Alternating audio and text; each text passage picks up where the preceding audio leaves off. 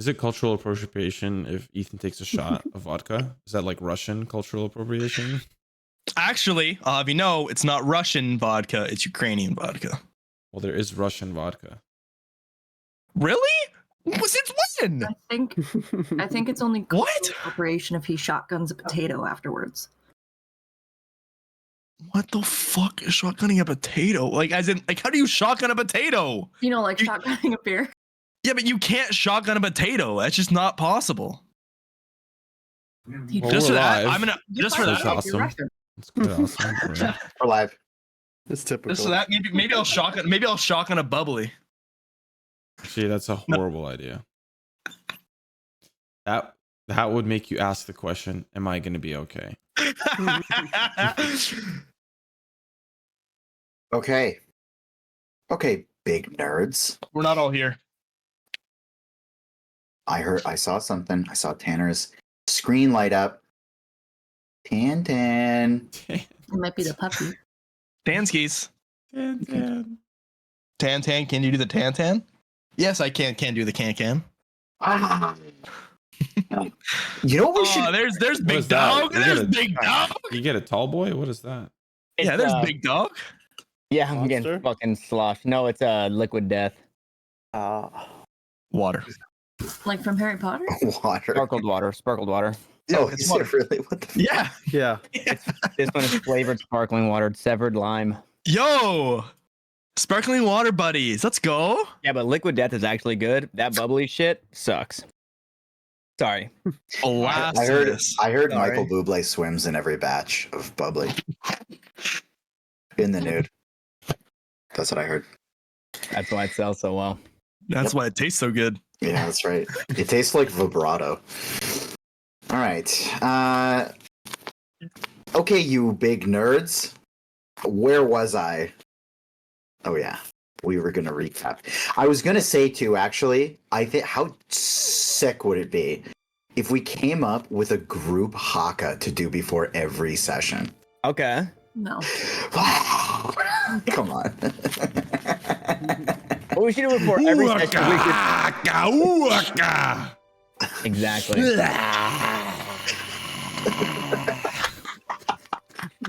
What was that about cultural appropriation? Yeah, I was gonna say. Hey, listen, I'm the one with tattoos here. I think it's fine with me. It's fine. My grandpa has All been to out. Australia, so Is that Australian or New Zealander?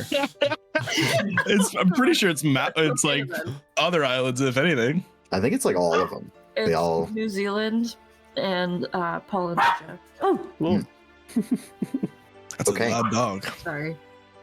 He's This just will- like that. If we weren't 5 dudes, I would say it would be a fun exercise to start the show by everybody going down the line and saying one word at a time until we eventually just get to a point to where we're done with whatever story it is that we just told.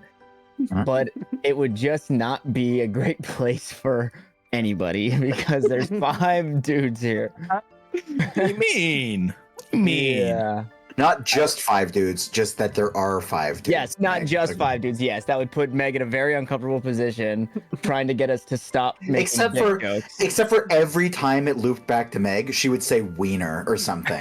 It would be Meg that takes I us would off be the rails. bringing it to the next level. You guys Yes. would be like, Frank, are you holding a fucking comb, by the way? Yeah, it's actually a broken comb. Look how broken that comb is. Why? Well, I only want to comb the sides. No, it's just the piece is fucking. I don't know, it's an old comb and it This just is keeps riveting. falling You off. don't use it still, do you? What? Yeah, You don't use the thick side is still intact, so I just use the thick side. Why is it in your office? What? The amount of hair that you have, I don't think you need a comb. He didn't mean that. He did not mean that. He did not mean that. honestly, I did. Well, maybe he used the Not thin. me. He used the thin side so much that it broke. So now he's gotta use the thick side. Well, that makes sense as to why it's thinning. You gotta use the thick side, brother. No, I have too much hair. That's the problem. It's too thick. Yeah. Get to Yeah? it. You have too much? Ethan finds that hard to believe. Yeah, I do. Ethan finds a lot of hard things, so I don't need to. worry Usually in multiple holes too on weekends. Okay. All right. All right, nerds. Welcome back. Let's get into the recap of what happened last session. Okay. I'm glad we're all on the same page. Energy's up. Energy's good. Okay. Last session was a doozy. In fact, I'll be honest with you, I was ready for last session's occurrences 4 sessions ago. Yeah. But you guys went and did different stuff, and I'm glad you did, because now this is much more meaningful. So, you set your plan into motion. You got on the boat with Grix and Wyatt. They rowed the boat over, high-fived some goblins that rowed the boat back to the cave. You rowed towards the sea ghost. You got on, you did your job, didn't ask any questions until the last trip. You looked around, you're like, now's the time to ask some questions. While you were asking the questions, Feyorn decided to do his own thing. Didn't stick with the plan exactly. Came up with his own plan. Turned into a spider. He's in his last 40-ish minutes or so of being in spider form. No more wild shape charges left. And he's sitting on Wyatt's hat as Wyatt stands behind a dwarf who does not really know what's going on. He's just looking over the side of the boat.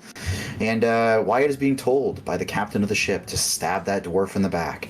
And Grix is being told by the captain of the ship to stab the goblin in the back. And Grix has a hand on his shoulder as he is holding the captain's longsword through this goblin's back. The captain's also holding the sword, by the way. Yeah. So I'm not holding it. He's holding my hand on the sword. Yeah, it's a beautiful moment. It's like Titanic.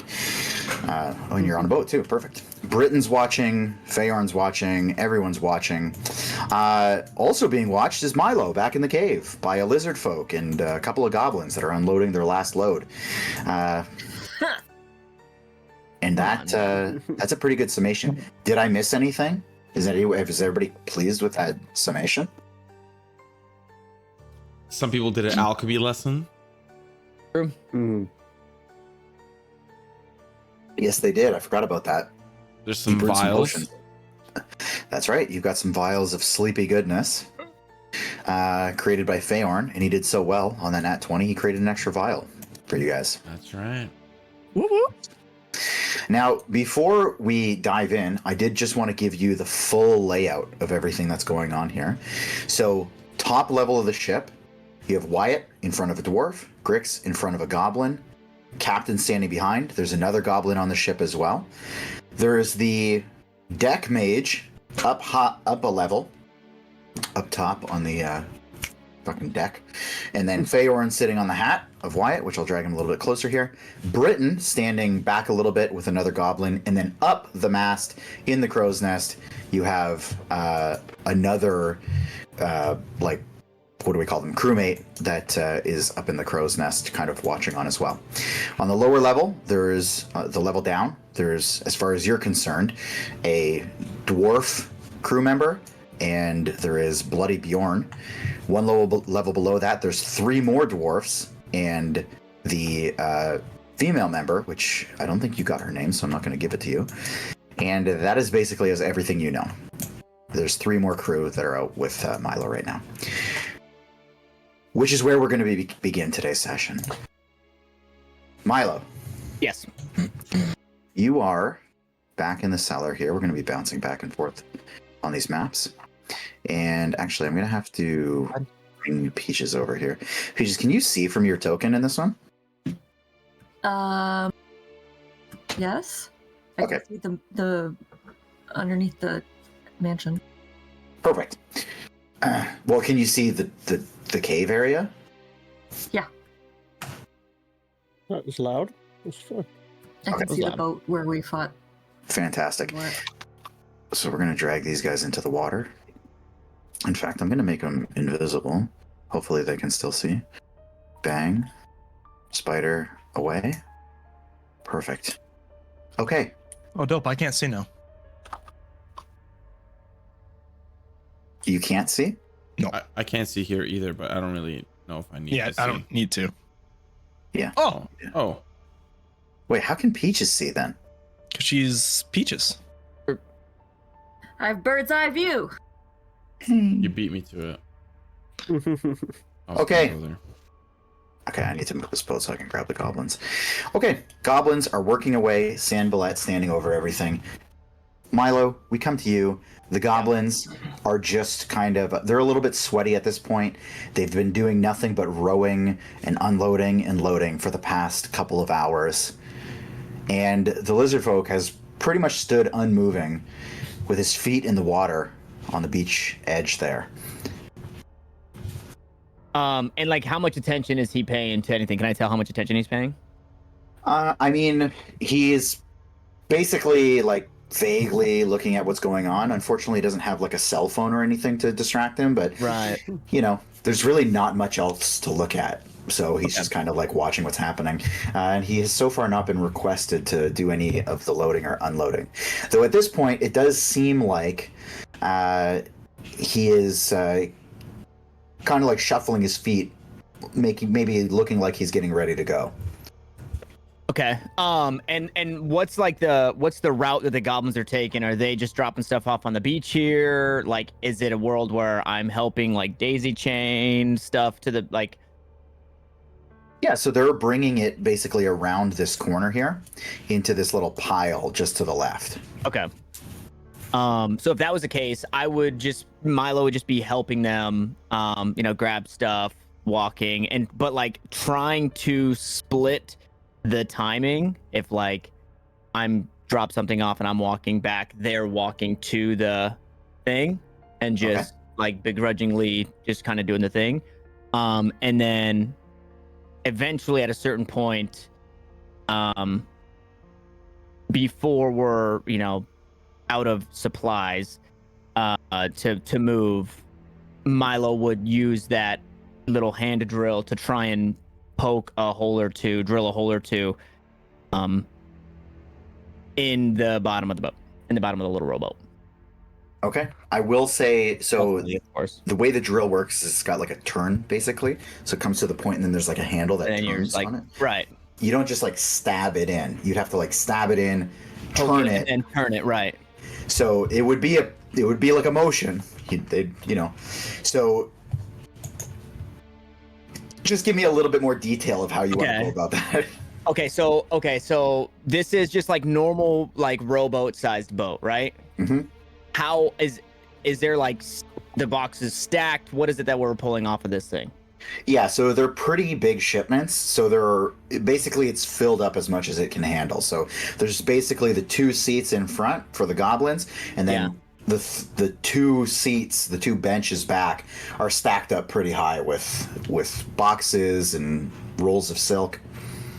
Okay, so what I'll do is, on a trek back, I would, again, like, just with still shit on the boat with a bit to go, I would one trip stab my shit into like the far side where there's still stuff, boom, cover it by whatever's back there, have it hidden by that, and then each of the trips that I'd be taking back, I would be slowly but surely just kind of like whittling away at a hole towards, I guess, what would be the front, like the water side of the little rowboat. Okay. So this is what we're gonna do. I am gonna have you give me 2 strength checks, and just give me the results of those. Fucking okay. First, 7. Okay. Next, don't fuck me. A natural 20 for a 22. Ooh, very good. Okay. So what you're going to avoid having to do here is, basically sneaking in a third attempt. So I'll say by the second one, like the first one, you kind of get down a little bit, not so great. The boxes start shuffling away. You're starting to lose your cover a little bit. Mm-hmm. Your second trip back, you fucking hustle that thing in and you feel it break through. What are you doing with the drill as it's clearly snapped through and got a pretty good hole? Also, water, the boat's parked up, but you can already see a little bit of water start to fill up the boat. Not much, just a little puddle. But it's just there. Right. Okay. Okay.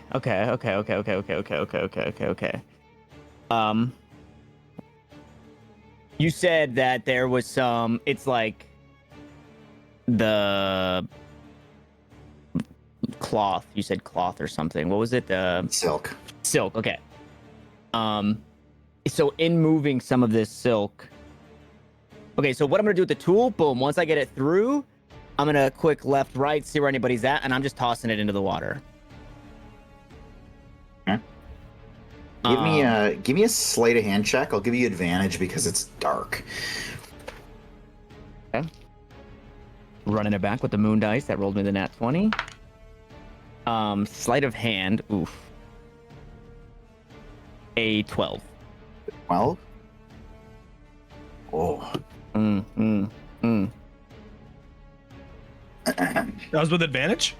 Yeah, with advantage. I rolled a 12 and a 6. Okay.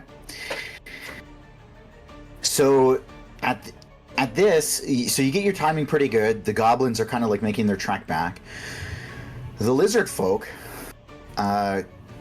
just kind of walks his way. So we'll put the goblins up here, let's say. Yeah. You're down here.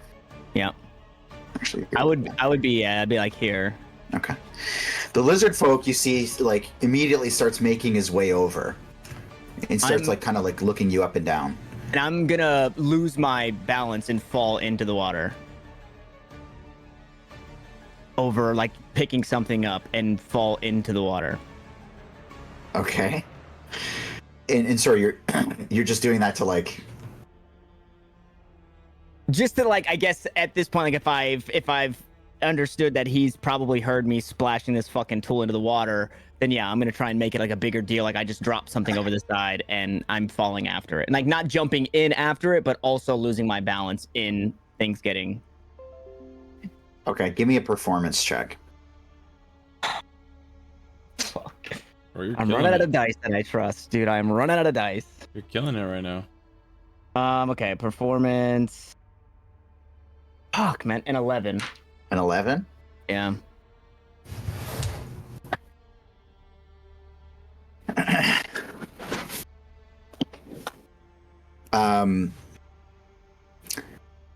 In a kind of display of disrespect, as you're like making your way up, the lizard folk you see this kind of like the lizard folk version of like an eye roll, like the side, what are those called? Yeah, You know, those side eyelids come in. Yeah. And then he like kind of sticks out his tongue and then just spits in your direction. Ooh. And just like spits on you in the water. And then climbs up to the front of the boat and just sits in it. The weight from him sitting in it actually balances the boat out a little bit so that the water actually pours down through the hole and is no longer visible in the bottom of the boat. So he's now like sitting here. At the front of the boat, yeah, here. Okay. Okay, so he spits in the water and I'm climbing back up. And I'll just like pat myself off. I'm not even gonna look at the lizard folk, and I'm just gonna go right back to what it was that I was doing. I'm this guy gets absolutely nothing from me. I am going to, and then so at a certain point, I would like to, if not from like the silk that I'm moving, but in like the last little trip, once everything's all said and done, try to create some sort of like off of a bedroll or off of some just like common clothes, like even like the bottom of my shirt or something, something that I can just lay over the hole. So like in my last check of like searching underneath the seats, everything, blah blah blah blah, like just laying down just like a piece of cloth over the hole, and just like all right, we're good. Okay. So you take, I'll say there's like one last small thing that you kind of bring around the corner. The goblins just kind of watch you, and you see them kind of having a little bit of a conversation with Sanballat. And he just kind of gives them like a knowing head nod and takes a look around the corner, makes sure, does a rough count in his head, you see, and you bring the last thing over, and the goblins just kind of give you a little sneer. They're clearly drained, very sweaty, very fatigued, and they hop back on the boat in the center of the boat, kick off, and they start rowing away. Same to lizard folk? What's that? Lizard folk joins them? Lizard folk is on the boat too. Okay, so I would be off doing whatever, dropping my thing off back up to Sambalette.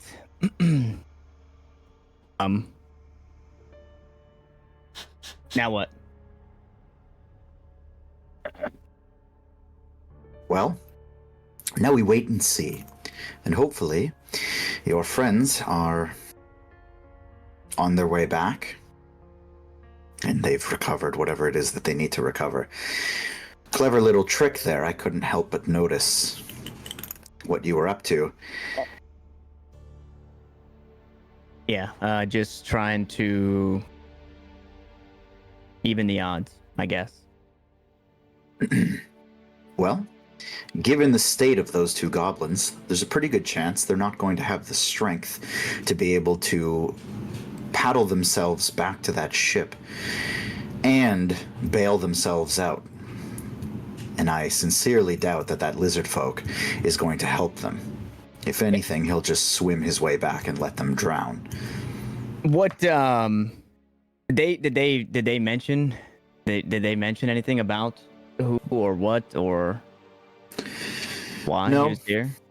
Just that he was going to ensure that some of the crates got delivered.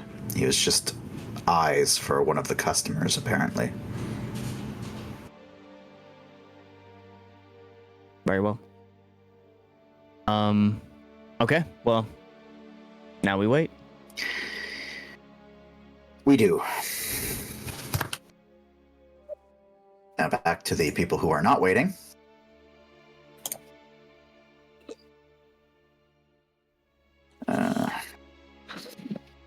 Still worried. I'm so scared. Do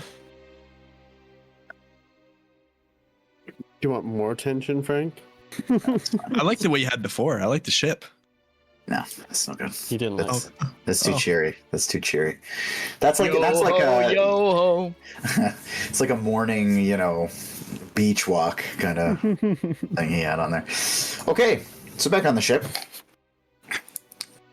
Grix, you have one hand, this captain on your hand, holding the hilt of his sword, another hand on your shoulder. And Wyatt, what blade is it that you're holding? You had something with you, right? You had like a dagger or I something? have a dagger. Okay. And the captain just kind of looks at you, Wyatt, holding this. Okay. Holding Grix here. And he kind of like nods. Like, 1, 2, and he gives you like a big grin on the last one. And he pulls back your hand, almost like going like a golf swing, helping you out. Pulls back on the sword, kind of like tucks it into your shoulder like this. Yep. And then he nods for the third time at you, Wyatt. Yeah, I'm going with the captain. So you're going in? All right. I am fully submissive to this captain right now. Yes. I want to play the part. It goes in. I want to like Dexter, like fucking Just keep yeah. stabbing? Okay, so this is what's gonna happen. So the first strike is going to Tanner's go like, in. "What the fuck?" You guys are deranged, bro. The first strike is going to go in, and so Wyatt, I just need you to roll damage on that blade for me. Where's my And then mechanic? Shit. I'm going to roll the damage for. It's a 1. Oh, yeah, it's a 1. 1d4. Is it plus anything? It's a 1d4 plus 0. Plus 0? Okay.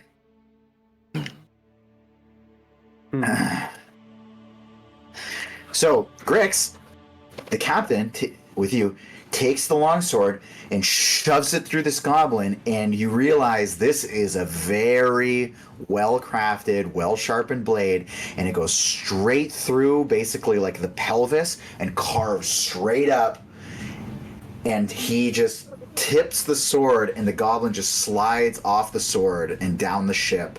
All the entrails just come piling out of him, and he just chums the water with this goblin. So that goblin is gone. What he does next is he pulls you back a little bit, and he says, well, let's just see if your friend here is worth his weight. I need you to roll initiative, Wyatt. Oh, shit. Damn. Now, I will give you a second swing, because you said you wanted to do it like Dexter. So I'll give you a second swing on a surprise round, but you need to actually roll for this one. Can I roll both daggers, like dual wield? I mean, yeah, sure, if you want to have them both in your hands. Okay, so initiative, I rolled 16. I already rolled for the initiative. Okay. First dagger rolls a 4. Fuck. 4 to hit. Second dagger rolls a 15 to hit. Okay, the 15 will hit. And now you just don't add your, well, I guess you don't add anything anyway, so it's fine. I'll be right back. So. Yeah. A dagger is so Wait. shit, dude. The first dagger did 1 damage plus 2 cold damage. Oh, does it deal on your On an blades attack roll. too? On an attack roll. Wow. Second one is also gonna do a 1 plus 2 No. cold damage. So your blade like just kind of barely pierces in, but then it lets out this blast of cold that you see like instantly hardens and freezes, making it really easy to extract the blade. And the same thing goes in the second time. As he's turning around, you clip him in the shoulder, and he's got this other wound. He will pull out his scimitar. So that was a surprise round. So from here, you're free reign. You don't have to stab. You don't have to do anything. Combat begins. It's just the two of you, though. Uh-huh.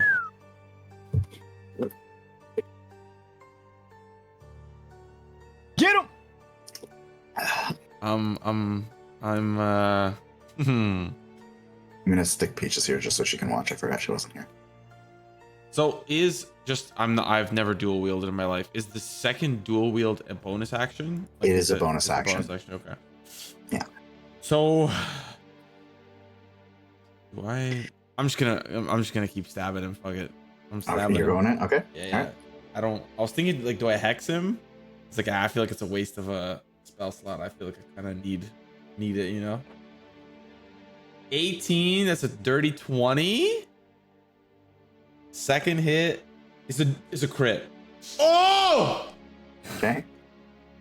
Okay. Okay. You may just get him before he starts. So let's see. Okay, so first one that wasn't a crit.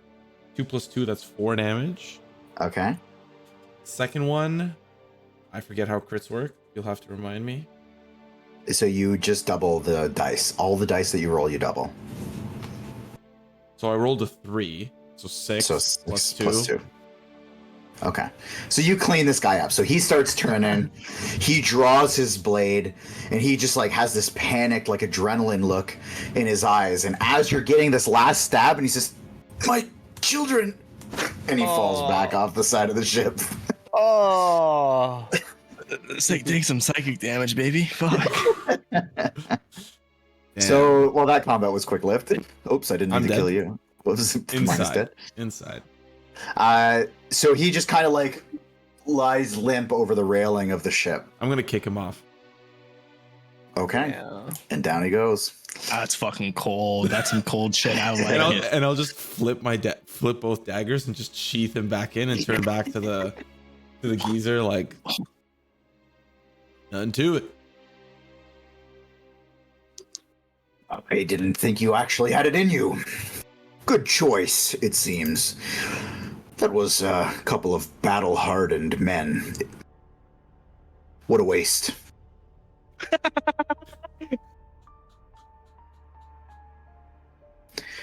But weaklings nonetheless, it turns out. Welcome to the ship. We'll have a cot for you. In the meantime, feel free to tell me anything else that you need to about this cargo shipment that is leaving Saltmarsh. What else do you know? Maybe we can go have a drink, have a look at the documents. Right, I did say that we would have a little bit of a meeting. Well, there isn't much by way of meeting space on our ship. Oh, here. Why don't we... Actually, you know what? I'm going to roll for this.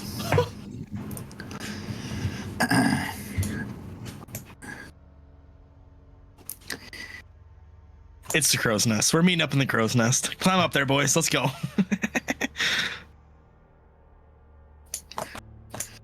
Why don't we go meet in the cargo hold? And I'm sure you wouldn't mind if the first mate was there. What he knows, I know. No problem. All right. So he takes you down. You can head down your staircase. You can follow along where this gentleman goes. Whoop, whoop, whoop. Down those stairs. I'm gonna follow them. Okay. Yeah, I'm just gonna follow them. Lemon, you got Feyorn. followed too? Where are Yeah. we going? Oh, we're I'm in the on your basement? hat. We're in the basement? Yeah. I know you're So on my go- hat, but we're in the basement. So go around. I'll go around. Yeah. I was going down. I just Perfect. Okay. Can I be coming down last? Sure. While he goes through the second layer, he calls on Bjorn. Come on now, bloody Bjorn. We've got some business to discuss. And then he follows along. When he gets down there, he immediately takes a bit of a more aggressive tone. All right, everyone, clear out. This isn't for your ears. In fact, scrub the deck while you're up there. I want squeaky clean boards and squeaky clean boots when I get back up there. And they immediately all head off. I have something I'd like to do before I enter the main area. Sure. I would like to drink my potion of invisibility.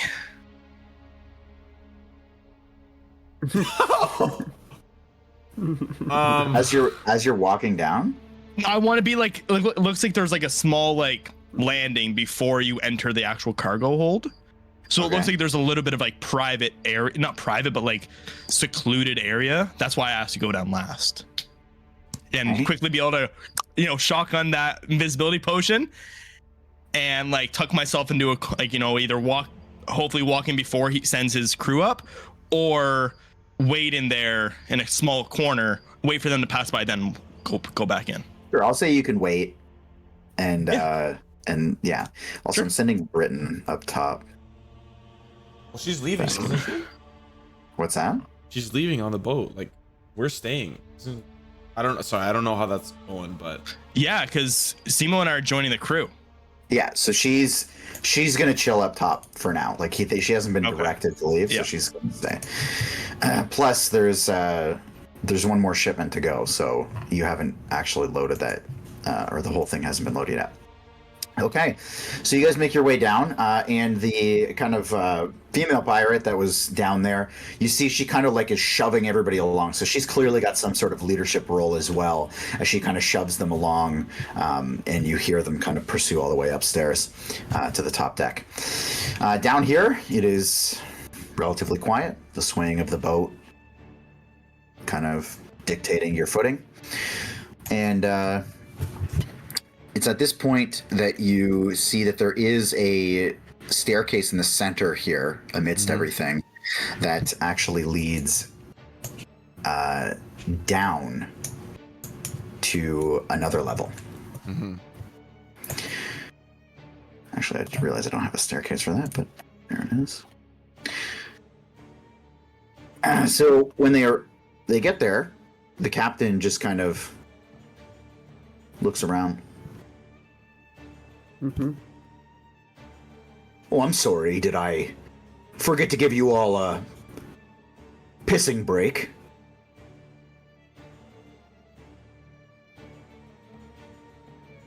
Where's my new crew?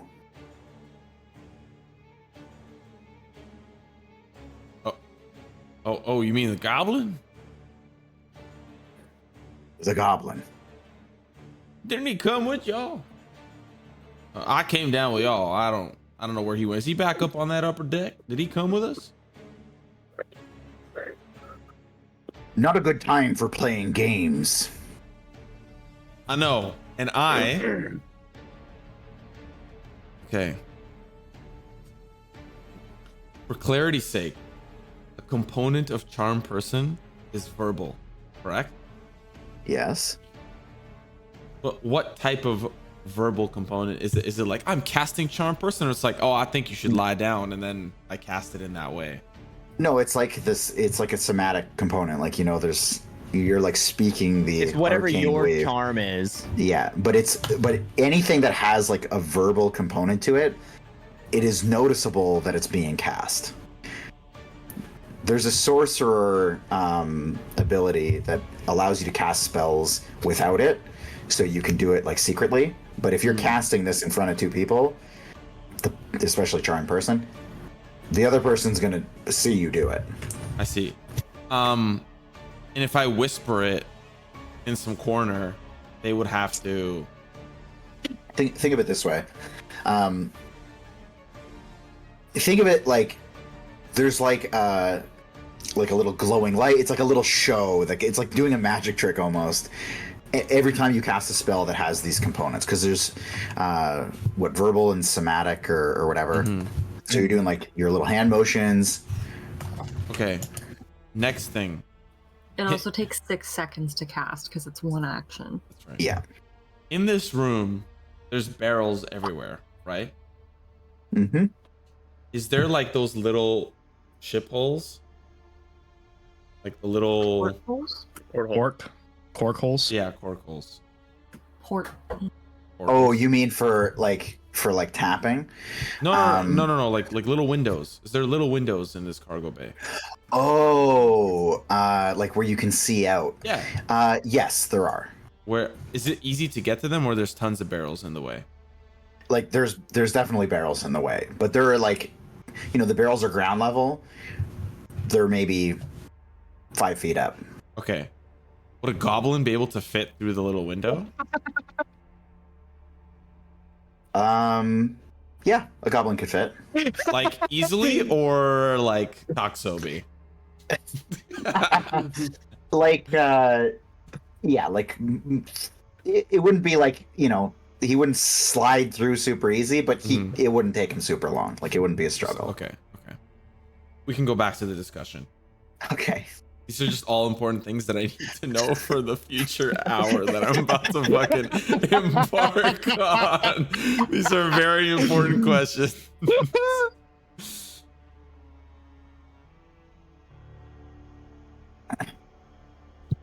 Grix? Grix, are you coming?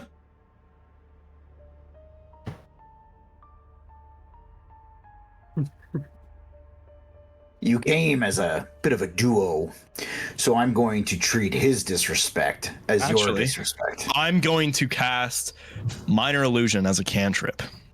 You lose your invisibility, will you not? What is my invisibility? I think I don't know if that's just. I generally do not know how invisibility works, so I don't Okay, know well, what I can and cannot do. Before you end up like Tanner did, let's Oh my let's make sure. I'm pretty sure you don't get to cast a spell. So creature becomes invisible until the spell ends. So it's the same as this potion. Anything the target is wearing or carrying is invisible. Early. Spell ends for a target that attacks or casts a spell. Yeah, if I would have known that, I'd still be a fun little fucking tabaxi right now. Now, how does scrolls work? It's the same. It's invisible. It's the status of invisibility. Okay. That's fine.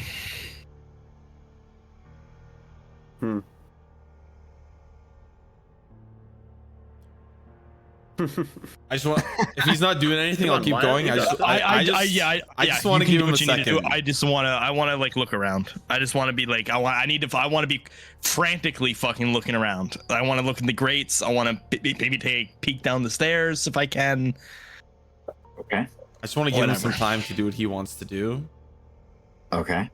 before I, because his plan didn't work. His cantrip didn't work. I want him to adjust if he needs to. Yep, I'm okay. Yeah. Okay. I just want to be looking at stuff. Okay, checking so things out. Grix, give me a perception check. Okay, let's see if this new thing works. Perception. Right, can you look at Discord? Did it work? It did not work. Roll D20. Oh, that's a D210. Sorry. Imagine. 13. Sorry.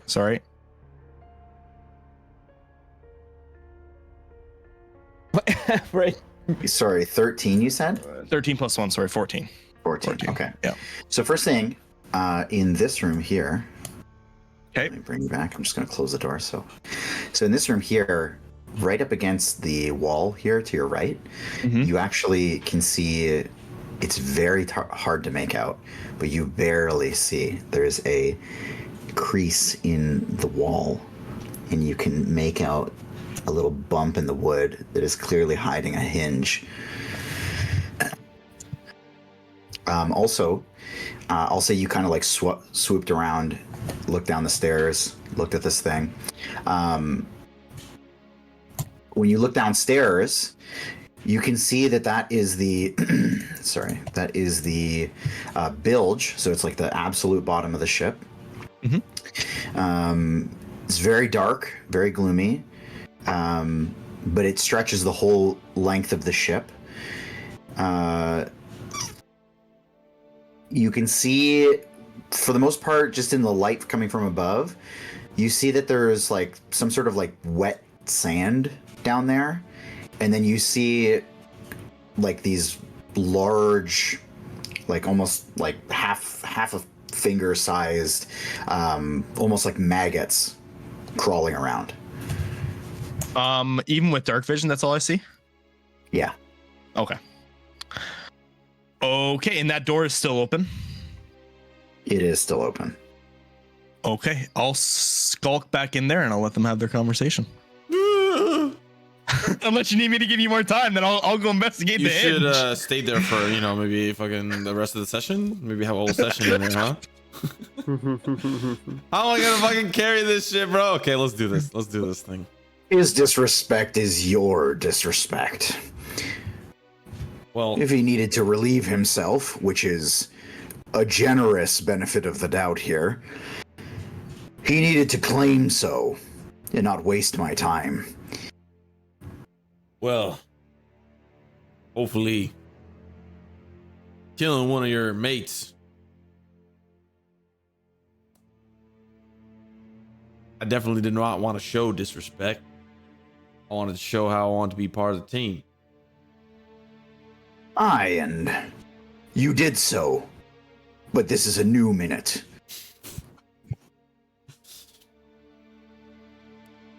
And I demand that respect carry through every minute that you're on my ship. So, we can do this one of two ways. Either bloody Bjorn here can get some relief of his own, or I'll give you 30 seconds to try and retrieve your boy. What do you mean Bjorn finds some relief? Well, they don't call him Bloody Bjorn for no reason. And he, at this, Bjorn pulls out a longsword of his own, clearly of a similar handsome make as the captain's. I hear all this, correct? Well, yeah. I would like to use my dagger to attack nothing to uncloak from invisibility. You can just... Okay. just swing it. And then I'll just like rush in and just like kind of like wipe my mouth and like wipe my eyes. Sorry, sir. Just had to relieve myself. I had to, take a minute after what happened. That was my first time. Your first time with a blade in hand. No. For first time taking a goblin's life, sir. So you've taken non-goblin lives.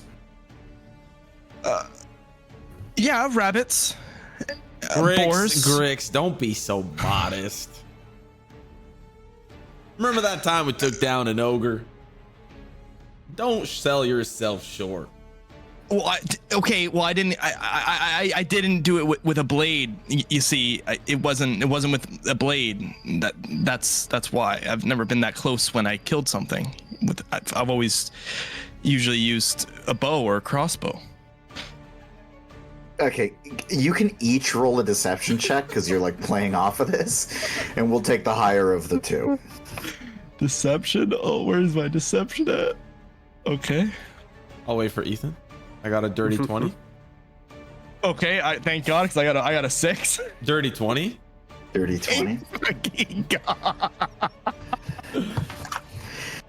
So you see this kind of like befuddled and almost like angry look on the captain's face.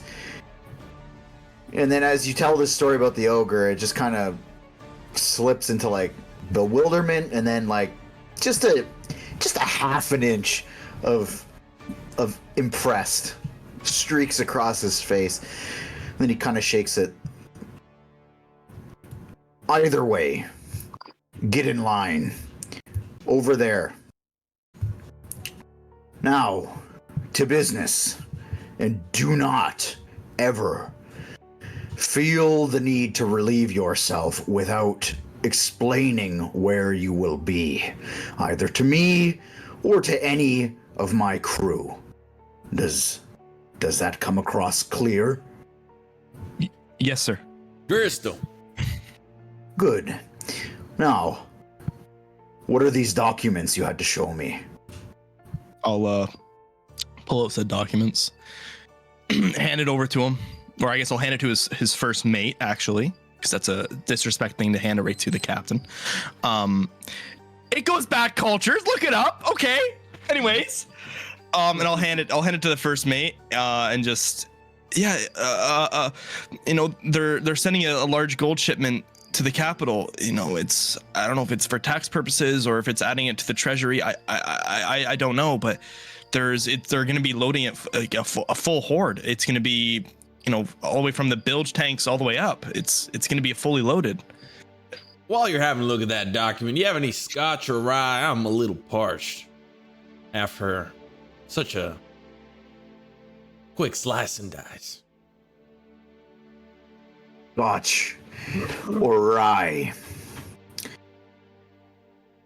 Perhaps if we had something to celebrate. But I don't see anything of the sort. You just got 2 new crewmates. What do you mean there's nothing to celebrate? We got rid of the old and in with the new. Aye, and when you prove yourself a worthy crewmate, then perhaps we could celebrate. Maybe your first operation. It took me less than 12 seconds to get rid of that dwarf. You don't think that's something to celebrate? It took me one swing, by the way. One assisted swing. I could feel your less than him. Quivering goblin bacon fingers beneath mine. It was not impressive. You got goblin fingers?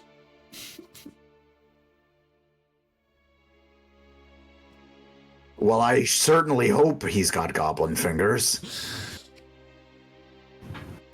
Either way, no, I don't have any of that. Not for you.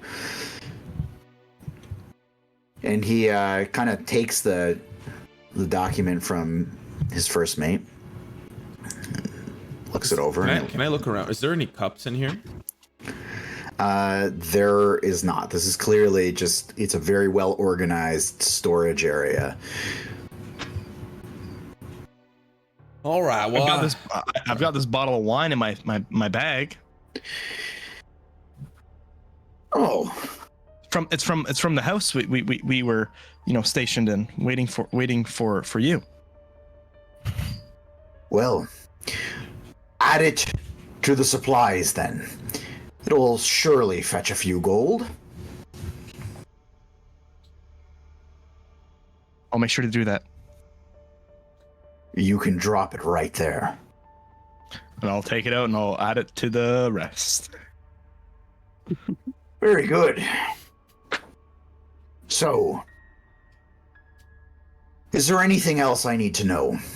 And why did this need to be done in private? Well, you see, we have a couple of insiders. People we're close with. Saltmarsh.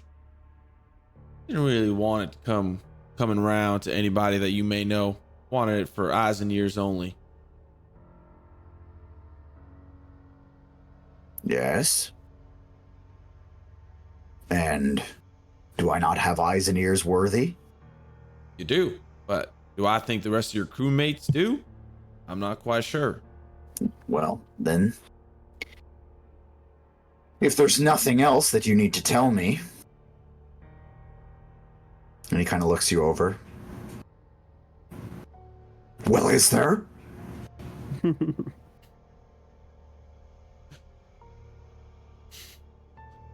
That's about it. And if you're not gonna celebrate, then don't mind if I do. I'm gonna take out a potion of sleeping. And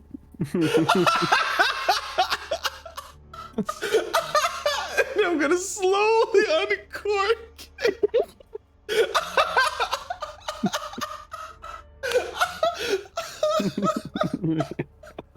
I know what you're doing. Oh no. And he very quickly pulls out his longsword and taps it on your hand, pulling the cork off. What do you think you're doing?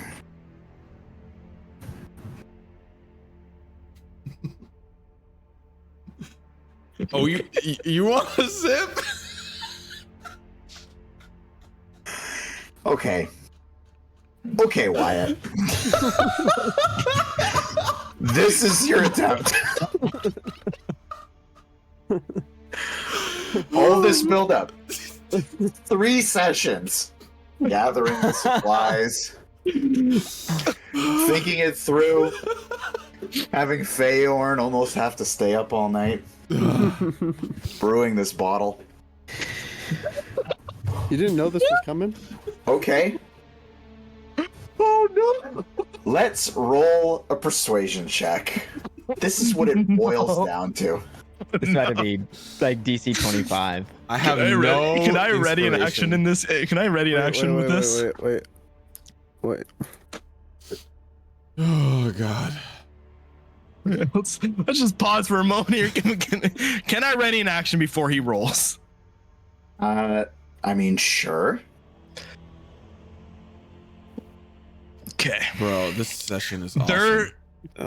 They're standing right beside the mast that goes straight down. They sure are. They sure as fuck are. Yes, they are. I want to ready the throw action. I already know. Yeah. I Okay. didn't need to. Yep. Yeah. Yeah. Yeah. Okay. Because it just has to throw and break, and then it does the thing. Yep. So on a veil lift, I guess when the veil is lifted, if we are caught deceiving, I would like to throw said. Well, thing. why don't you don't have to prepare something like that. I'll say worst case scenario, I'll let you do it before a fight breaks out. But Okay. if a fight breaks out, but you can just tell me when you're gonna do that, and you can just Okay. do it. Dope skis. I mean, you said wait. Is there a reason why you said No, wait? I was seeing if I could cast guidance, but I can't. In wild shape, I'm not allowed to cast spells. Here's the roll.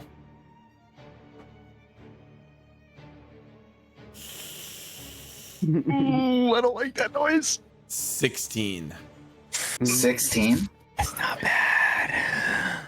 I'm gonna roll 2d20 here. Okay. He's trying Good to luck. make him drink a potion of sleep. I hate how cold that was. Good luck. This is If it's a 20. nat 20, I don't know. I if you can't. can see these. Oh, here, let me get my comb out of the way. Yeah, thank you. cover your hand like the shadow. Oh, That's a 7. oh, is that? I can see We that. can't, It's like we can't poorly- see it. We hate We that one. can't We see hate it. that one. It's We not hate that focusing, one. brother. Yeah. Wait. 6. Is that Nine. a 6? No. Let's go. That's where we find out he has like +8 to charisma. Yeah.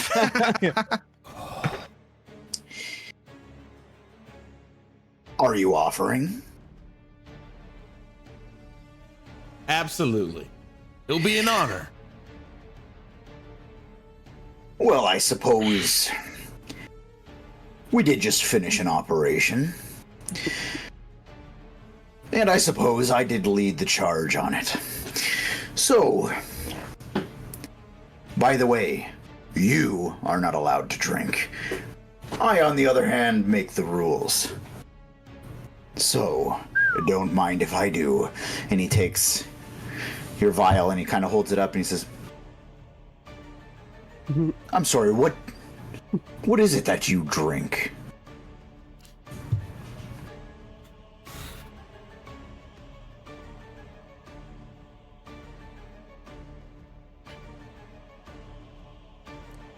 I got a buddy that makes his own ale.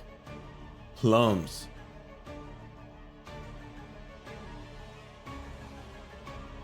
It smells like grass. Don't mind how it smells. When the taste hits, you're gonna be asking for more. And if you like it, we can pick up a shipment in Saltmarsh. Maybe if we stop by or something like that, we can get a little more for the crew. Yes. Well, we'll see. It smells like piss, and he takes a shot, slams it. Fucking 6 and a 7. Hey. Damn.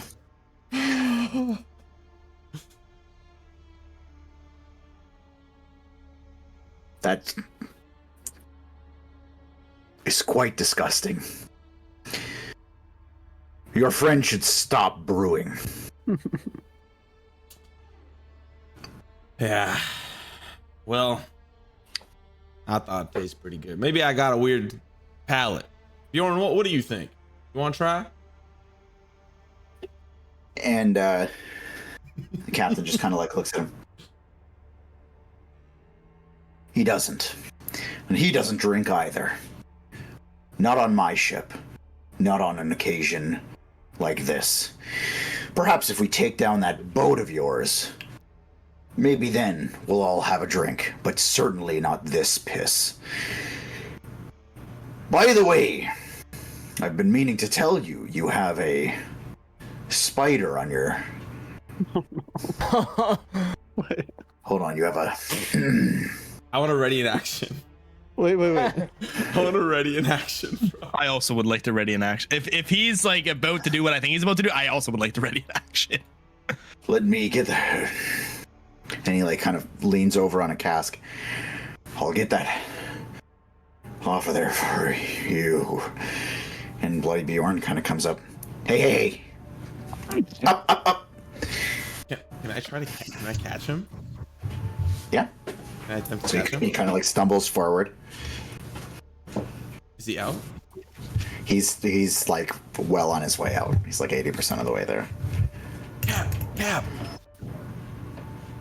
Are you alright? And he kind of like looks up at you. And he goes, what did you... And then he falls.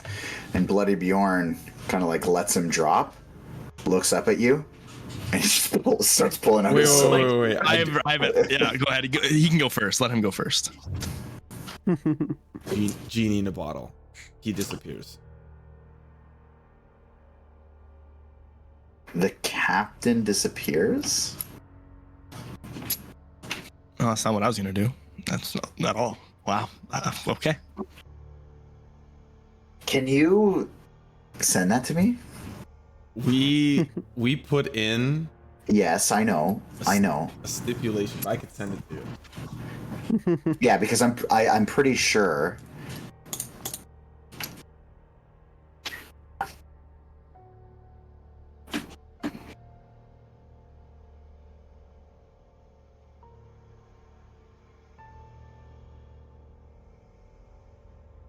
The stipulation we added. Mm-hmm. Do you have that too? What? The stipulation we added? Yeah, or did we just talk about that?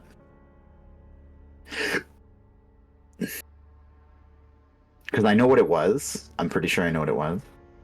Sorry, guys. I just need to clarify. No. This is very important. This is very. There's a lot of moving parts here. Yeah, we did not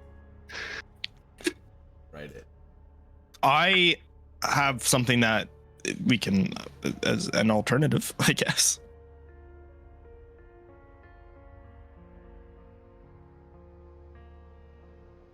I just have one question before I do so. Okay. Yes. If so, did it work or no?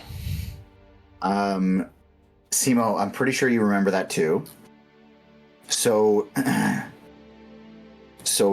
it does not work. This is what Okay. I thought it was. I thought that's what we agreed on. That's why I went this route. I see. But would it really be that either? Like, would you say that fits that criteria? I'll let you kind of. I don't think it would. I don't think it would. All right. Question. But either way, he's fallen down. Yes. If somebody is paralyzed, oh, we lost Tanner. Mhm. If somebody is paralyzed, can they speak? No. I would like to use my scroll of hold person Welcome back. on the first mate.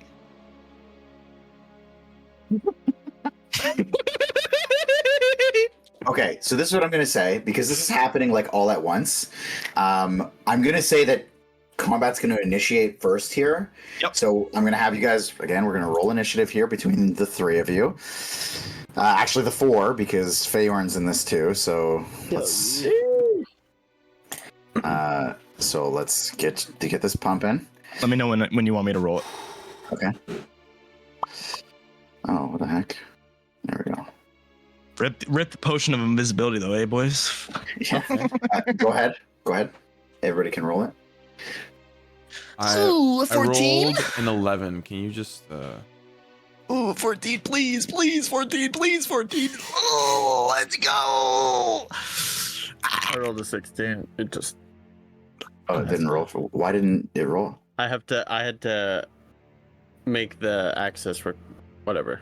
Okay. You have to grant it permission. I forgot to do that. Okay. So, Wyatt, you've kind of grabbed the captain. You attempt something weird, and you feel rejection. You feel the rejection. Sure.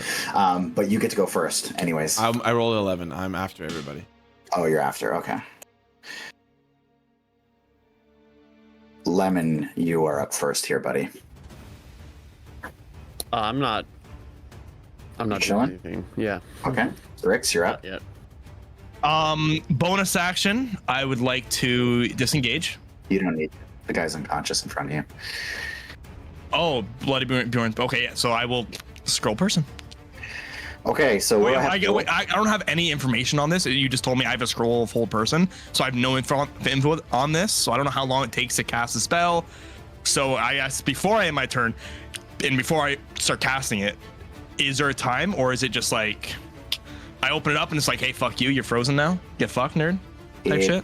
It's going to last for. I mean, you should look up the spell for the fucking Yeah, thing. I looked up the spell. I read like briefly on what it does. Oh, it takes a minute. I wasn't sure if it was because it's a scroll or not. Okay, so I will fucking run over here and start casting Action it. to cast. Yeah. It's an action to cast, so it's 6 seconds. It's concentration up to a minute, so it'll last up to a full minute. Yeah, and he only comes out of it. He's going to re-roll a wisdom save on the end of each turn. He's only going to come out of it under the circumstance that he makes a save, assuming he fails this first one. Yep. Okay, very good. All right, let's let her rip. Actually, there's one other thing you need to do. Paralyzed for the duration, so he's only paralyzed for a minute. Yes. Only for a minute. So let's just see here. Let me see. I'm sorry. There's just something else you have to roll to even see if you can cast the spell. What? Yeah, because you don't have access to the spell. Yeah, dunce check. Because it's a second in level Baldur's spell. Gate, we don't have to. So Yeah, true, right? yeah. Arcana check. What are we hitting? I'm so sorry. This is something I need to know. This is the first time I've actually had to do this, so It technically wouldn't take I'm gonna use the washroom while you're looking it up then. 6 full seconds to cast it, right? Because like a turn is an action, but an action doesn't necessarily mean. I mean, an action happens like a turn is 6 seconds. Excuse me. In Yeah, Baldur's Gate, just- you can use scrolls in one action. Okay. Yeah. See, Frank, that's what I'm saying. well, yeah, no, he's still going to do it. I just have to make sure there's a DC he has to make to even cast the spell because it's a higher level than he has access to. But when do we all get to go to camp and have sex, Frank? That's what I'm wondering. Because in You know Baldur's what? Gate, you can do that. I thought this. Dude, All right, there's so a what do I have to set- roll? So it's a charisma check because it's your spellcasting ability is charisma, correct? Yes, sir. So you're gonna roll a charisma check. You need to pass a 12 to even cast the spell. Get in here with that. Oh my god. Okay. Now he has to fail the save. Okay, so you're one step in. You're halfway there. He's dog water, bro. He's dog water. Okay. What's the DC? My spell DC save is 12. Oh wait, sorry. The spell scroll actually comes with the DC. It's 13 on a There thing. you go. I'm gonna reveal this, but I'm gonna roll it privately. I'm not gonna look, and then I'm gonna reveal it. What is it? Where's my mouse? Oh my god, this is the stupidest process. It really is. Did you pass? Ooh. Oh shit. Okay, so you feel this powerful spell coming through the scroll, and he fucking sends this paralyzing wave his way, but this guy is able to hold on, and he gets away from it. You've got a bonus action here, buddy. And your spell scroll, by the way, fizzles and disintegrates. Yeah. I can't throw something as a bonus action, can I? No, I'm just kidding. I'll end my turn. You'll end? Okay. Yeah. Okay, next is Wyatt. Am I technically not within melee range of him? If I step no, you're forward not. to catch him, to catch the cap. No, you're good. Okay. Charm person. He's got to make a wisdom save again. What's the DC? Just roll it, baby. We'll find out after. Not so nice, is it, Frank? Oh, yes, sir. Oh, my goodness. Baby! I'm feeling so good inside today. Okay. Okay. Oh, baby! Fuck you, Frank. And I'll just slowly let the cap down and be like, Bjorn, why do we gotta fight? Why?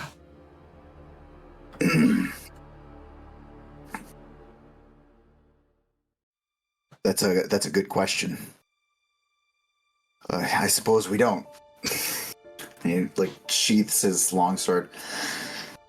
I was just I thought the captain had. I guess he's just feeling Yeah. a little bit off. Are we out of combat? I mean, for the time being, yeah. Listen, maybe you should have a drink too. You're feeling a little off your rocker as well. Does charm person come with like advantage on persuasion checks or something?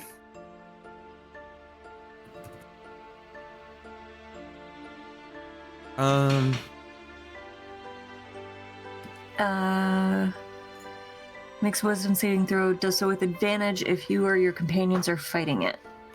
If it fails the saving throw, it is charmed by you This is until the charmed. style ends. I'll add on to that. Say, oh, Or until the companions. his drinks always, help me out in a pinch. Charmed creature regards you as a friendly acquaintance. Okay. And that's all it says about that. Oh, it says the charmer has advantage on any ability check to interact socially with the creature. So you do get advantage. Okay, roll a persuasion check.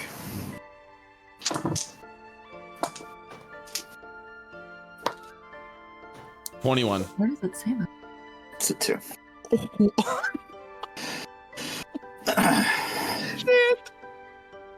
Yeah, I mean, I guess if the captain's asleep, there's no harm, really. Here, give it to me quick before he I'll wakes pass up. it off. He just quickly uncorks it. Oh, that tastes awful. That tastes awful. Yeah, but how's it feel?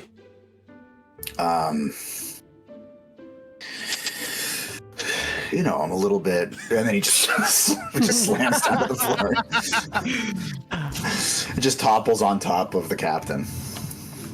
All right. Wyatt, how long does this last? How long do we have? DM? It's 24 hours. Oh, we got some time, cuz. We got some time.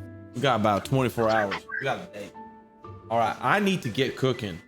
All right? Now, Grix, you need to turn around. Don't look at me right now, okay? Yeah, of course. And I want to turn 45 degrees. So my back is mainly to him, but if I uncovered a little part of my eye, I can kind of see what he's doing. Sure. Feyorn, you too.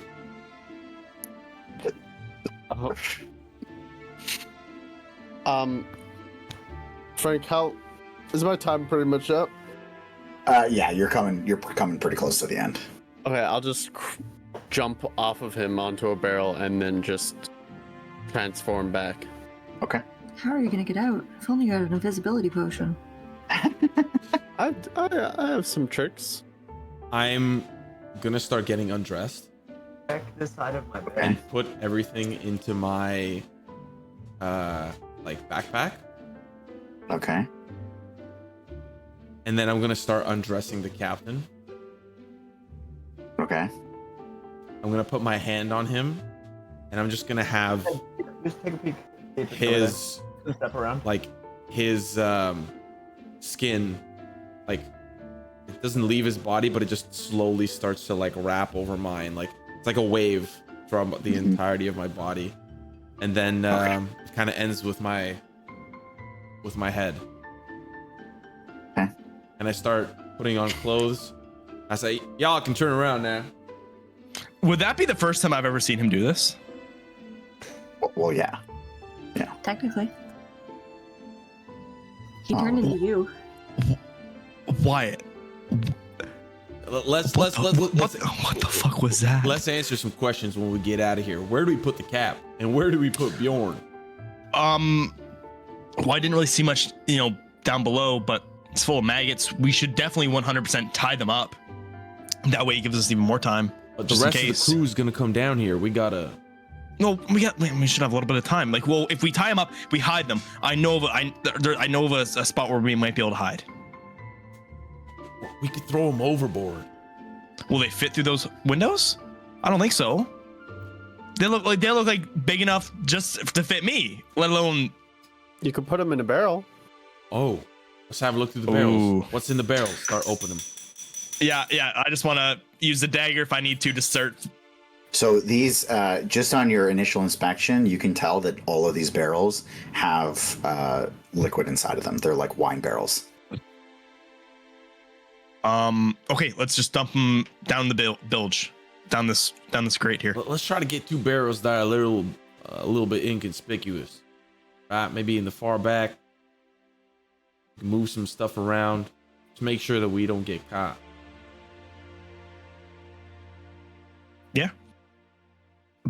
Yeah. That's maybe in the back corner. Let's do it. I don't know how to ping. It's not letting me ping. You just hold left click. Oh, neat. Yeah. Let's take out the front row and then take out the back row to empty the back row. Put them in that one. That way we can stack the barrels back on top of it. And the side that we open, we should have it pointed towards the deck or the wall of the ship. That way it's really like they can't open it. There's no way for them to open it, even if they do wake up.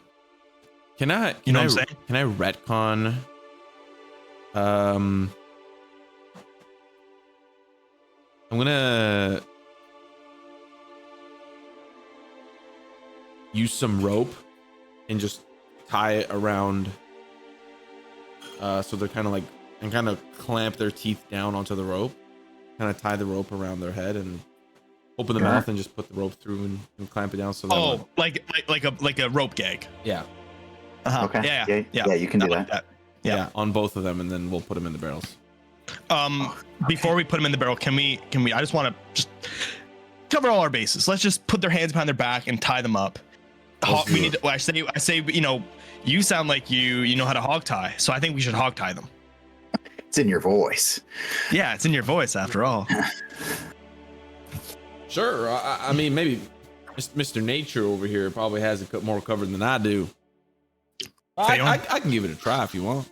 Yeah, I can help. I can help you out if you need me to. But hey, listen, the more the merrier. We got to make sure this plan is sound. Right now, I'm not hearing nothing but time a wasting. So let's get to work. Yeah. Okay. So you're gonna tie them up, put them in barrels, all that good shit. Very specific way of putting them in the barrels. Yes. Okay.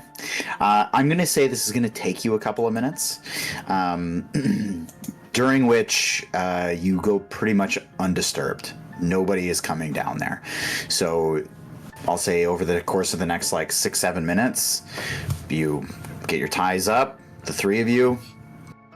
I mean, you'll have to empty a barrel or two, at which point you realize that the contents of these barrels are brandy and wine, and you can absolutely stuff them in these barrels. Okay. Do I see the two doors there? You do, yeah. Okay. Do one of you guys want to check out each one of those doors? I think there's a secret door over here that I want to check out. How about let's make a plan? What are we gonna do with Feyorn? You want to just start opening doors? We need to figure out what to do with this guy ASAP. Yeah, Feyorn, why are you here?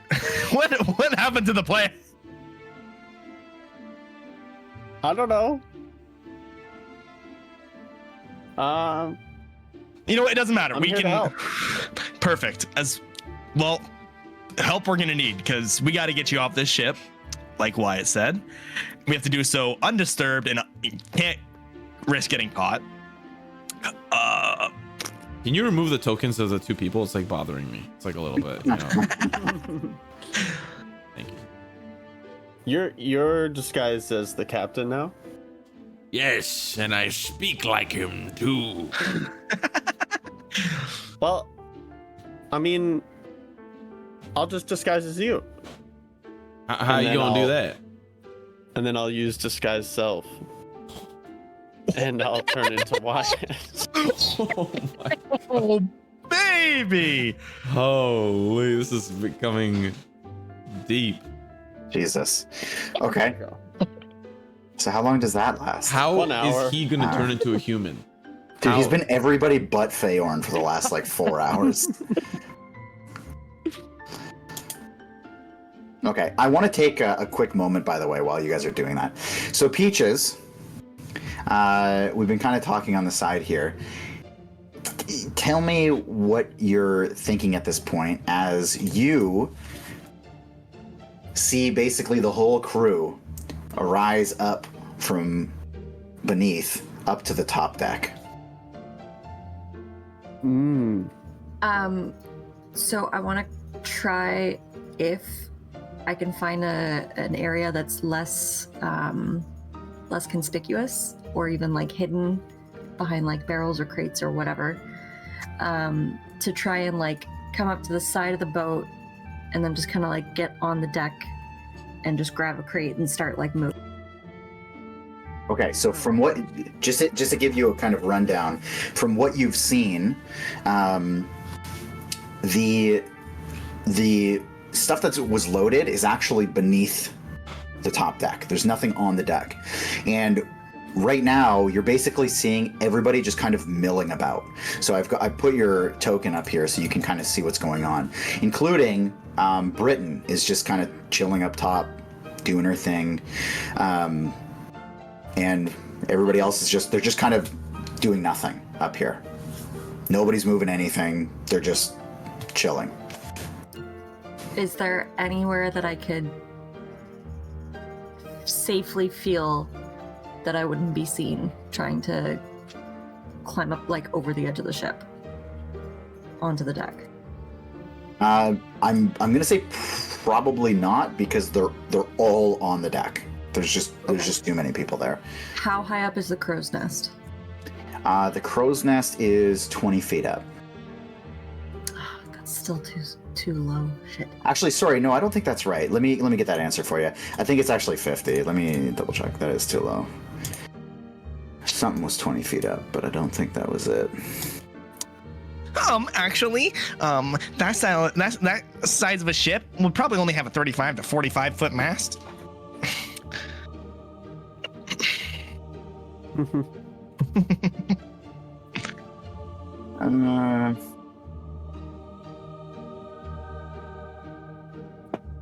Jesus. Yeah, I guess it's 25. It's 25 feet up. 25? Okay. That plan doesn't work either. Are there any boats that are attached to the ship? Any rowboats on the edge? Like, there is the one that was being used by Wyatt and Grix.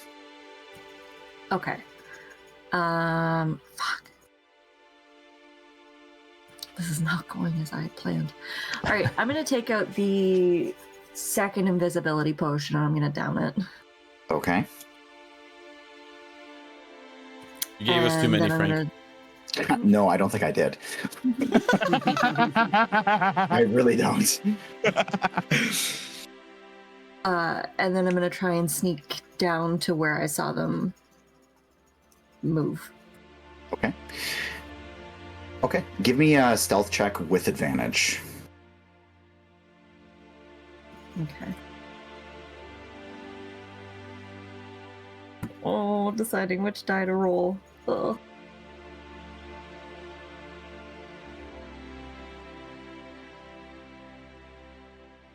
Oh, you said with advantage. Yeah. That's cocked. Okay, okay. 13. 13. Okay, so you swoop down, and sorry, you're trying to like go down below decks. Yeah, so I've downed the invisibility potion, and I'm going to just try and beeline to where I saw them go. Okay, so you swoop in on the top side there, and you can go ahead and click that ladder to bring you down. Okay, so you, as your invisible self, you see that there is one door open amidst 7 doors on this level. You can also hear a little bit of movement through that grate in the center of the floor there. That one door that's open, you see, leads to a staircase. I'm going to peek down through the grate. Okay, and you see Grix, Feyorn, and Wyatt. Mm-hmm. Well, The captain sorry, now. you see the captain. That's right. You see the captain, Feyorn. Well, sorry, Wyatt. How far And into Grix. them stuffing the bodies into the barrels are they? I would say they're done that, and they're doing their transformation. So, Okay. again, you look down, you don't see Wyatt. You see the captain, you see Grix, and you see Wyatt. Okay. Do I see Feyorn? Feyorn, you see Feyorn as Wyatt. Yeah. Feyorn is Wyatt right now. Oh, okay. She doesn't know that. I don't Um, think she knows that. But she No, just no. sees Wyatt. Yeah. Okay. The door's open, you said. The door is open. Okay, she's gonna try and sneak down there. Okay.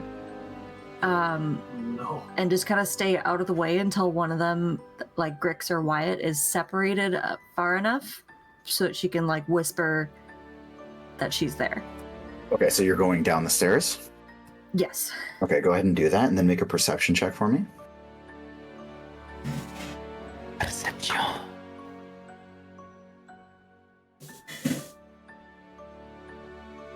I'm clicking and it won't let me.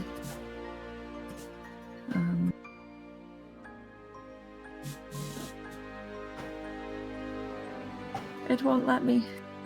You can just roll it in person. Whoa, where the fuck did you go? That was the wrong one.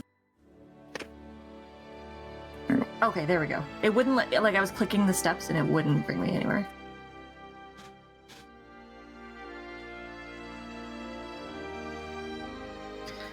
Okay, is this door open? It is. So Sneak in. perception check though. Oh, right, sorry.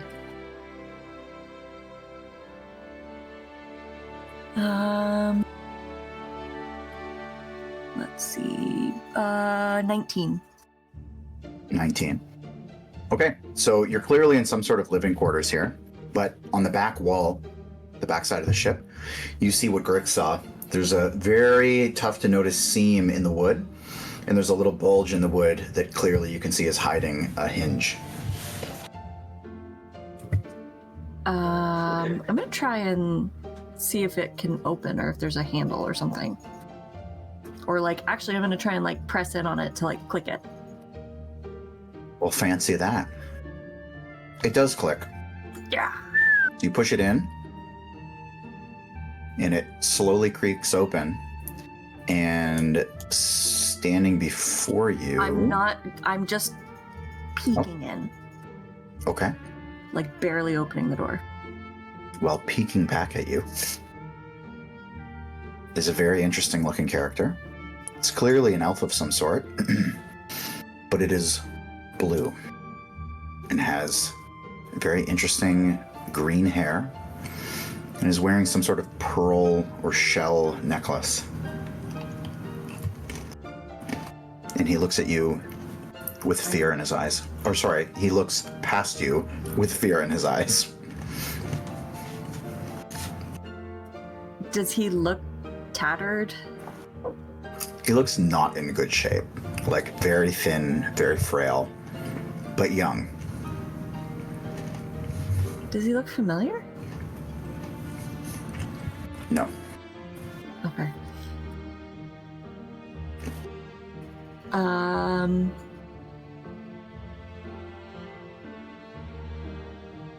Okay, Peaches is gonna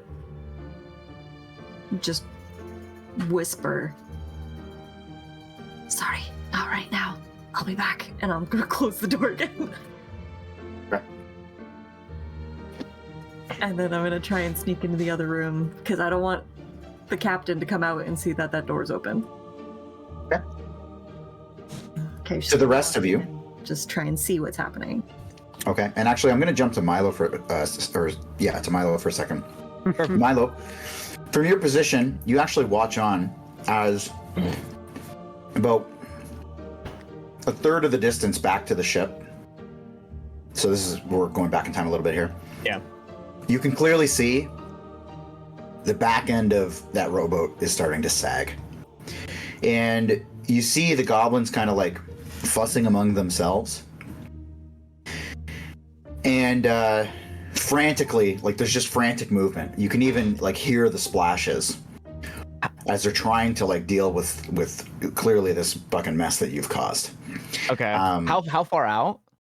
They're like 10 minutes out, but it's rough water, so it's actually not distinctly far. It's just a bit of a rough trek.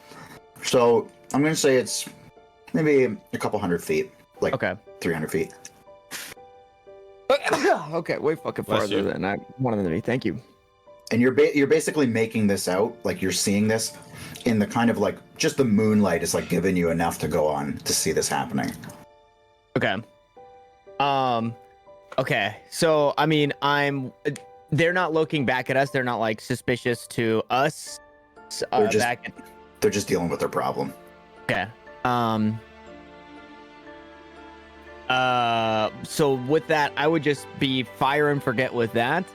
And while all this stuff's happening on the main boat, I would have liked to have gone to have a conversation with the folks that we got locked up. For sure. Let's do that, because you've been kind of chilling for a little bit. Okay. So let's jump over. Okay. So, I'm also moving Britain. are you? What? It's I think at least when I click and drag, it Oh. shows a Britain token. Do you see that? Yeah. Wait, what the fuck? We gotta get rid of her. Okay. Okay. I'm coming back to these folk and removing the bar. And can I see in? I can't see in, or I can see in. You can't see in without removing the bar. Okay, so I'll just remove the bar and I'll just start opening and peeking in to see what's going on with them. They're just kind of sitting on the floor. They seem to just be resting a little bit. Not startled by me at all. No. Okay. Yeah. So I'll just walk over to them, and crouch down to like a squat, and just, oh wait, hold on, I guess I can open this and they're in here. Okay, so I'll walk up, crouch down, to a squat. None of them look you in the eye. They all just kind of like Okay. look away from you.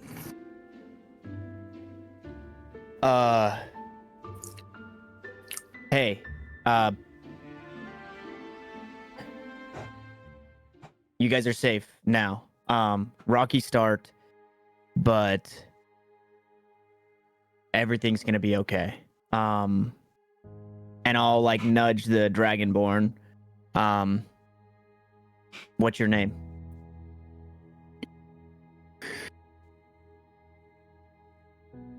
And he just kind of like takes in a deep breath and looks at you.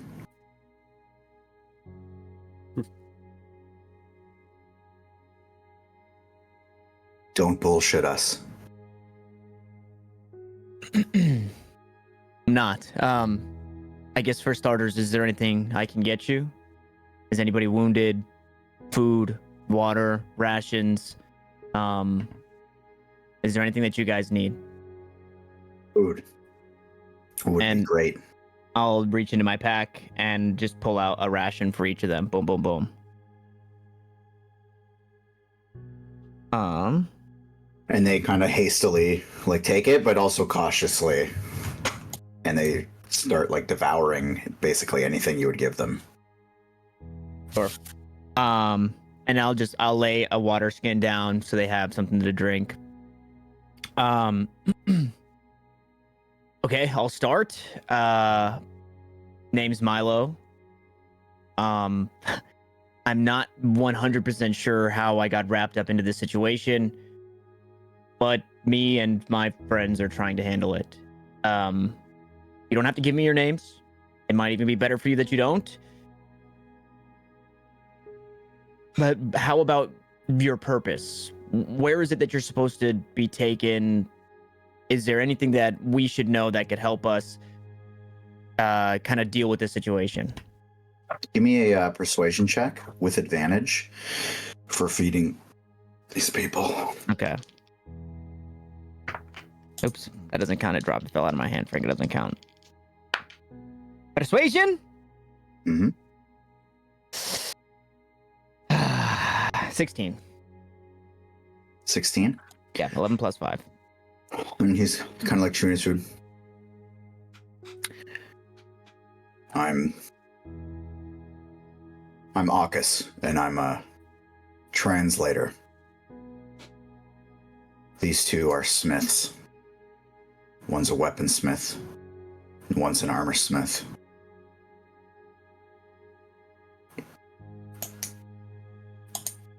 Okay. And do you know where you're supposed to be taken? Do you know where you're headed?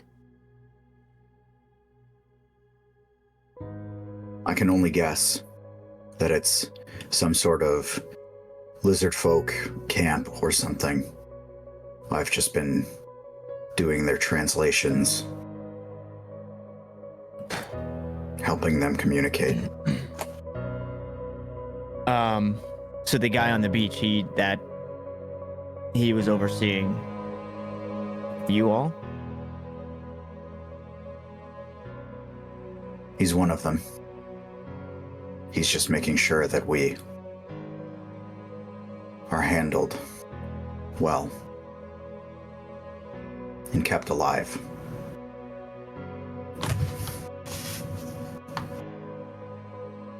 You're not familiar with where this camp would be. You're just assuming that a camp somewhere for lizard folk. That's what I overheard. They were talking amongst themselves in only a language that I understood. And so it sounded like we were going to their home, and it sounded like they're preparing for war. For war? Did you hear against who? No, only that the arrangements were being made.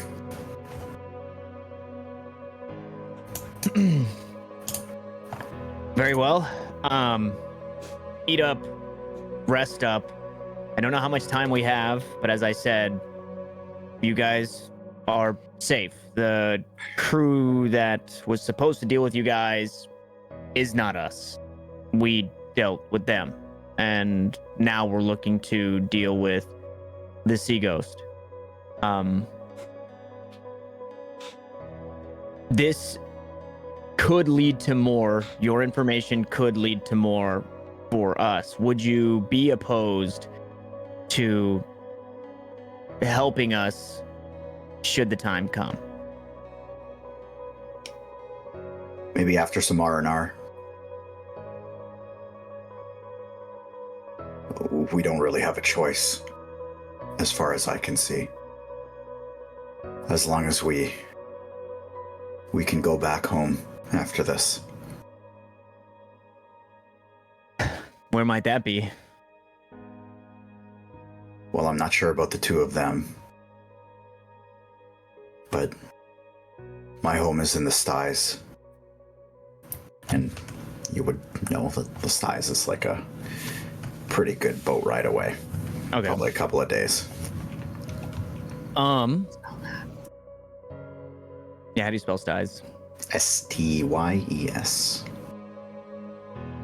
Ah, like a pigsty.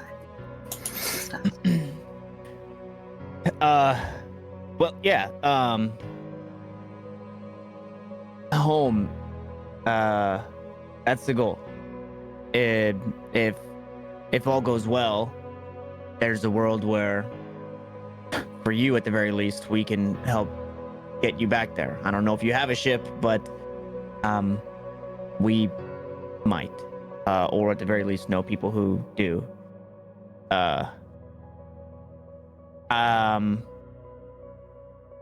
For the sake of everything, I just wanted to touch base after our first encounter, which wasn't great.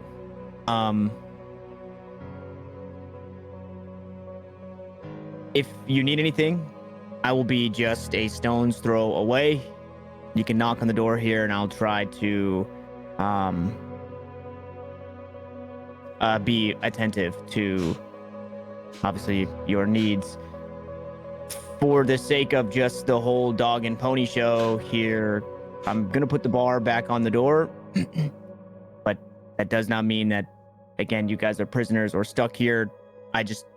Somebody comes back and sees that you guys are allowed to roam free, that will kind of fuck up our charade that we're playing here. So if you could play along, but as long as I'm involved, again, Milo, you guys are in safe hands.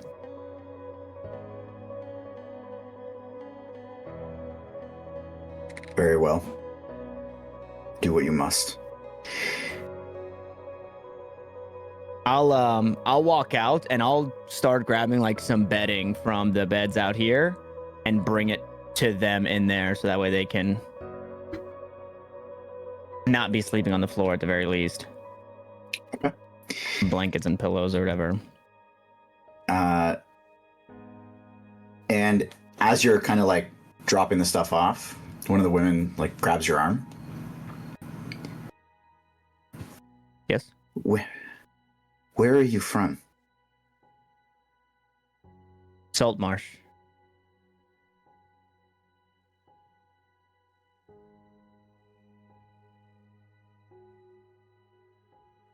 Hmm.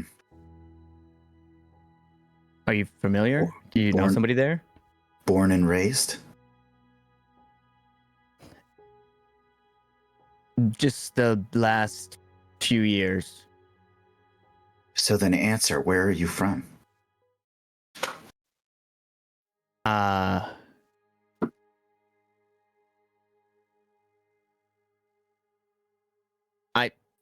I think there are some things that we should keep separate.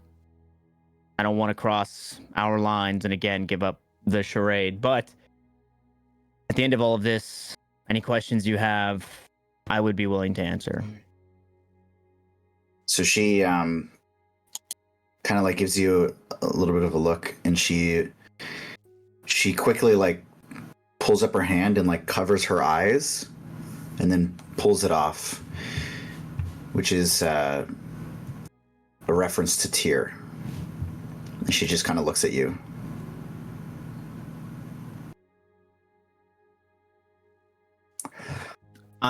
I'll smile and nod and then just keep doing what I'm doing with the blankets.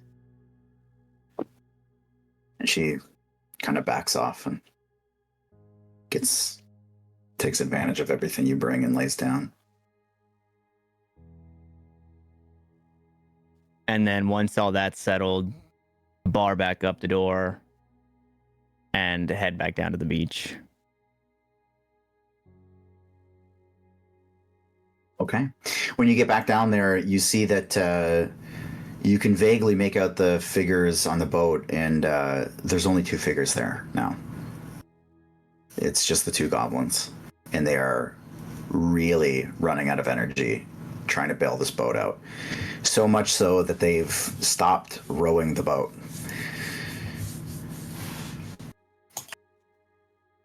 They're just bailing slowly and slowly failing. They're failing bailing. Oh, yeah, and I'll just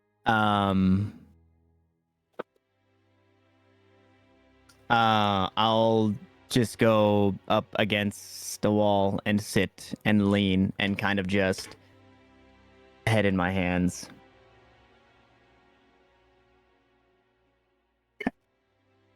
Okay. Okay. Back to the trio.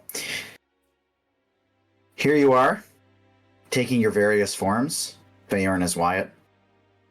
Wyatt as the captain. And Grix as a once invisible goblin. Ew. So Peaches, I'm going to have you make sure you position yourself where you actually are amidst all of this, okay? This is all fabric here? It is. It's like nicely packed in rolls of silk. Okay, then she's gonna hop on one of the barrels next to her. Okay. Kind of perched up like a goblin or like a gargoyle. Like a goblin. We're going Like a goblin. Okay, you know what? A perched goblin. That's fine.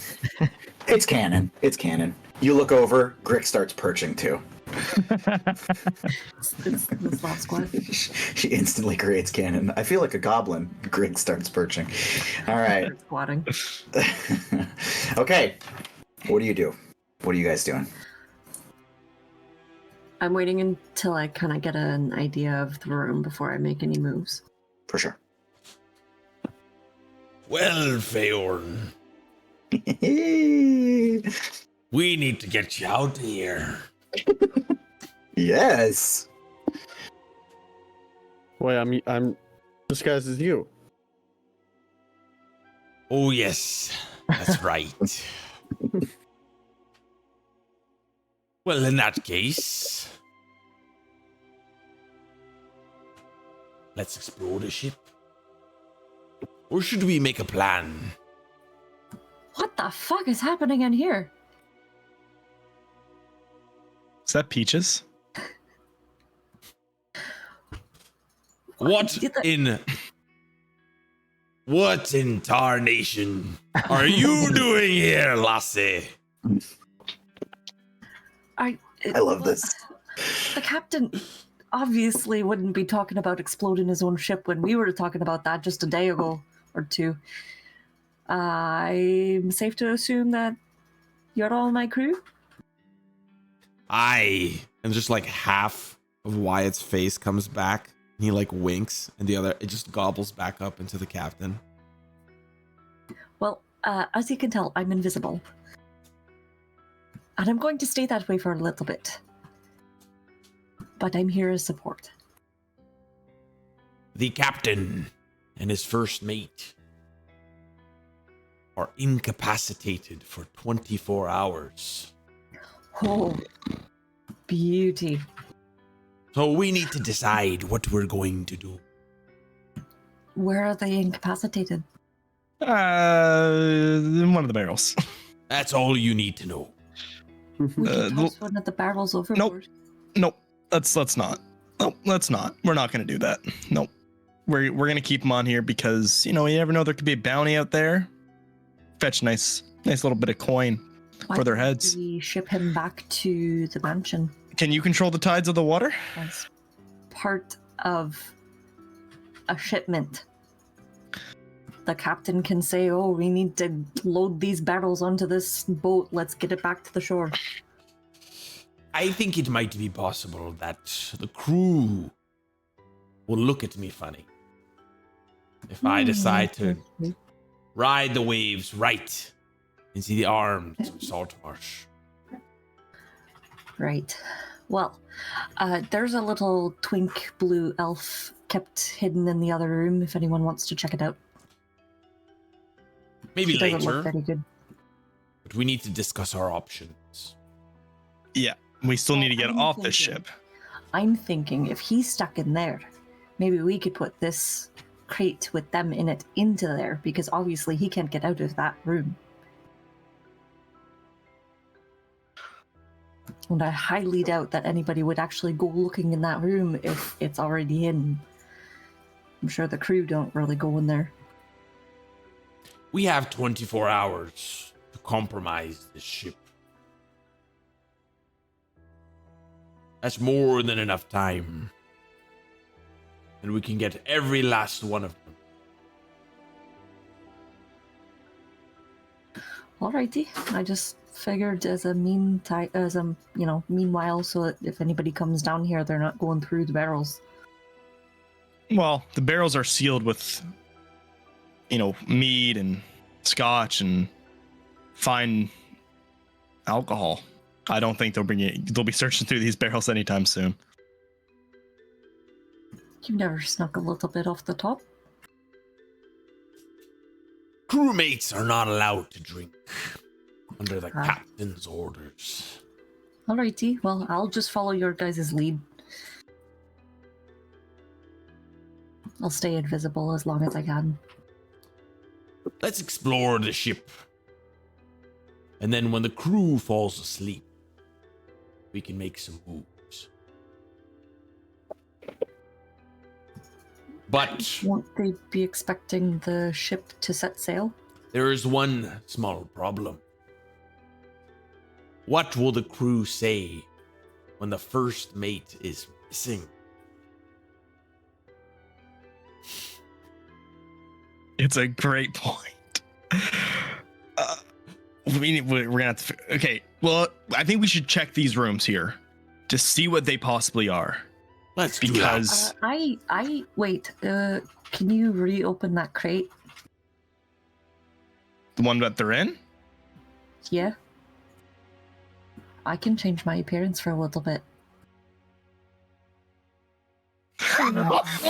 Holy fuck! Won't talk. First mate that won't speak. I think that's a problem. You don't think that maybe they would get so mad that they wouldn't want to talk? Or, I don't know, just kind of be behind a silent partner? The first mate does what the captain does not want to do, and that is speak with his crew. Damn. Great point. They don't happen to sound exactly like me, do they? Don't No. think so.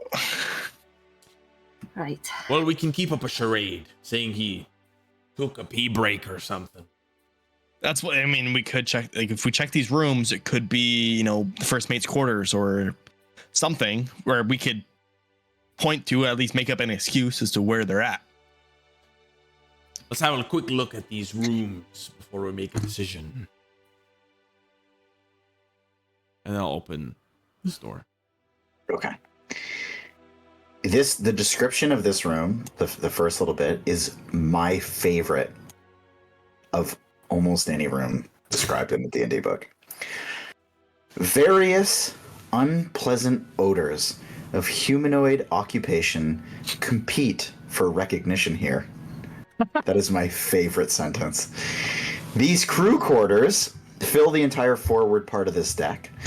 A companionway staircase leads up from a point about 6 feet from the bulkhead. Near it, more to starboard, is a door. Around a perimeter of the cabin, slung between hooks of the bulkhead and on the supporting poles, are 8 hammocks. Judging from the way in which they hang, the hammocks seem to be unoccupied at present. Well, that's obvious. Beneath each hammock is a brass-bound wooden sea chest. Most are closed, but 2 have have open lids and appear to contain clothes. Sorry, there's more. In the center of the cabin stands a long plain wooden table with a bench along each of its longer sides. They all appear to be bolted to the deck in an attempt to keep everything in place.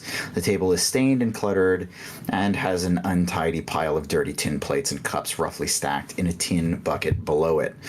Over the table, hanging from the ceiling, is an unlit hooded lantern, and against the starboard side, an area has been curtained off by cheap, dirty cloth hangings.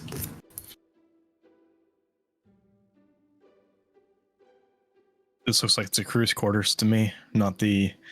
Definitely, I don't think this would be a place where the first mate would sleep. I can't see. Unless they sleep behind that cloth. You're muted there, Simo. Well, let's keep looking. At least you know where you'll sleep tonight. Yes. I'll have you open the door. Probably best that way. Okay, so in here, center of the cabin sits a plain wood table on which stand a pewter flagon and a pewter mug. Beside the table is a wooden chair, and hanging over the table is an unlit hooded lantern.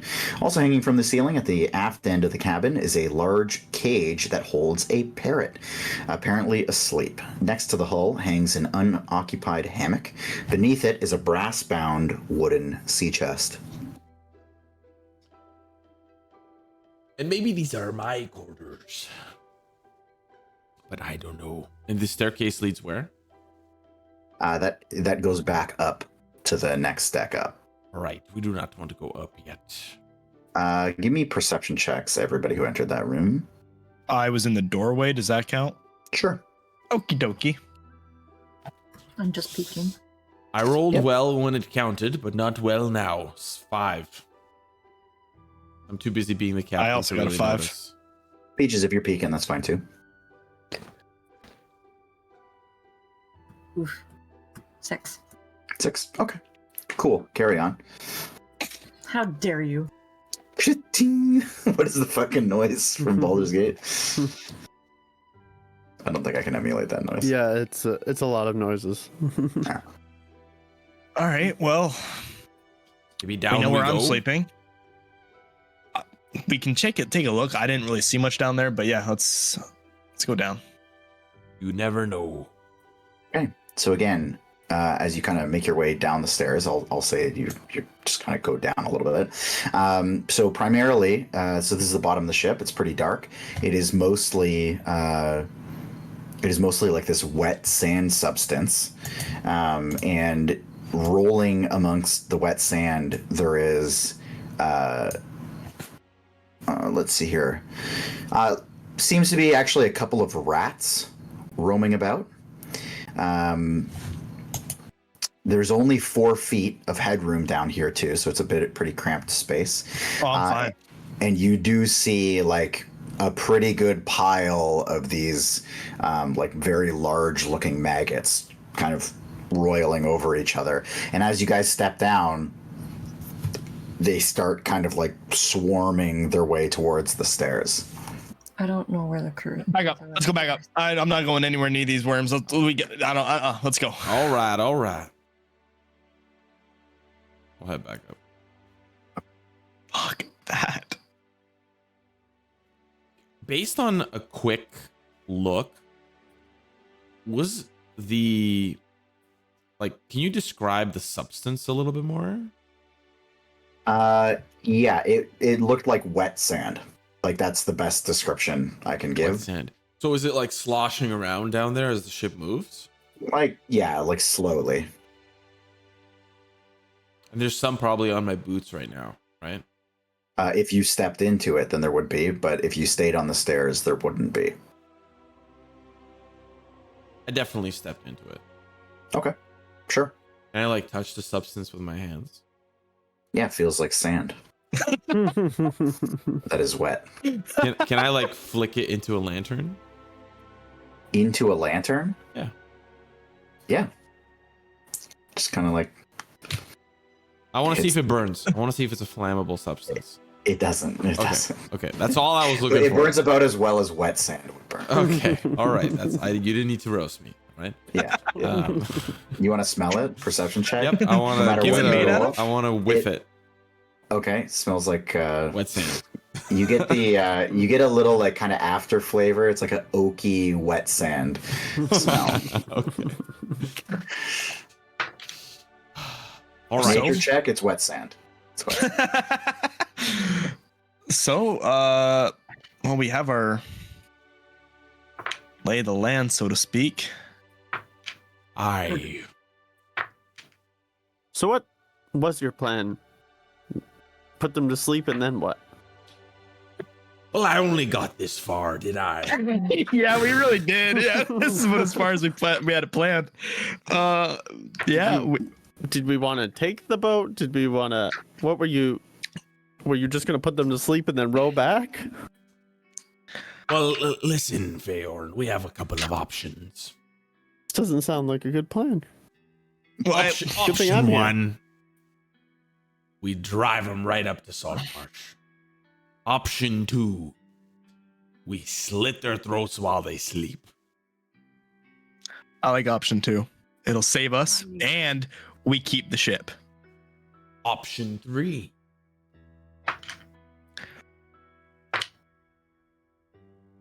I don't see a third option. Well, option 3 is you stay the captain, and you now are the captain of the Sea Ghost. For 24 hours. I'm pretty sure they're not waking up. Well, when they do, I'd hope to be long gone. This is, yeah. Well, We could also ask the famous acronym WWMD. What would Milo do? Milo definitely would not be slitting their throats while they sleep. That is a for sure what Milo wouldn't be. He would not be doing that. Wait, do you still have one of my vials? I have two. Why don't we... Oh, no? You should only have one. Oh, so he took like a fresh one? Okay. I thought they like drank a bit, but that's fine. Oh no, they hit it hard. Okay. Why don't you throw a party and slip it into one of these wine barrels? Feyorn, you heard. No crewmates allowed to drink. Yeah, but you're the captain now. Yeah, but all of a sudden change of heart, a sudden change of personality. You don't think a single crew member would be a little bit suspicious? And then on top of that, there's no first mate. If they question him, then what? Then we draw our blades and defend ourselves. I mean, he's the captain. Everyone follows the captain. They're not gonna just all turn on him because he told them to drink. Then we don't have to kill anybody. We could sail right to Saltmarsh. without any fuss. Well, we can get them drunk and do that anyway, without wasting a potion. Yeah, well, and wouldn't it dilute the potion? Absolutely. And Right. wouldn't it also be weird that we are not partaking? And also, you're here now. Well, he's That's Wyatt. why. Well, yeah, he's Wyatt. He's right. Yeah. He can't speak like me. Yeah. I could give it a go. I'll give it a go when I need to. But like the captain wouldn't be drinking, and then the two new crewmates wouldn't be drinking. I mean, we could play it off as like a hazing ritual type thing, but I feel like that's almost, I don't know. Like, All right, let's just kill them all when they sleep. That's a better idea. I'm not saying it's a better idea. I'm just we gotta weigh our options here. There's a whole crew of people that we have to deal with up there. I feel like mine's Peaches, easier. how many was up there on the top deck? Were the tokens accurate to how many were up there? Yeah, so there was the wizard. There was Britain's up there too. So there was the wizard, 4 dwarves, 1 goblin, and the higher ranking crew member. There were about 7, 2 of which were the named ones that we were told of. Wait, didn't they say if we took out the main officers, then the rest would just fall to the side? Isn't that what Sambalet said? I almost spoke like you fucking Wyatt. Isn't that what Sambalet said? That's right. Anybody just heard them talk? It's a good point. You got 2. We just have 2 more? I like the idea of throwing a party. Let's throw a party. I could pretend. Now, okay. We could all pretend to be drunk. That we could. We have most of our crew here. Right. We've got Pretend. Britain here as well. We can invite her in as a gesture of good faith. Do you really think he would invite someone who wasn't a part of his crew? Sober captain, probably not. Drunk captain, probably yes. So We're celebrating the so 2 new should crewmates. great acts. I love that idea. So should we propose the idea of this, or should you propose this idea of the party while you're already drunk? That way it would sell it, like, not like you faking being drunk. That way it makes it more believable, and it's not just you've had a sudden change of heart all of a sudden. If you do it while it looks like you're already intoxicated, it might sell a little better. And Feyorn and myself could also act drunk as well, and we could say that the first mate went in early because they had too much. They didn't want to drink. When in early where exactly? There's not many places to hide on the ship. Well, to their sleeping quarters. At least that's what we can tell them. And then if they go check and they're not there, we can just say, well, we don't know where they went. You were too busy drinking with your new crewmates. With your new crew. All whose quarters these are? And what happens when things break loose? I guess we take that battle as we come. Let's just do it. Well, I mean, and I'll pull out my potion of rock breaker. I got this as for an emergency. Chug, chug, chug, chug, chug, chug. All right, let's cork a few kegs and bring one up for the crew. Okay, and I'm just going to pause for 1 sec. Peaches, make an investigation check for me. 13. 13. Let's see here. -1. So taking a look around.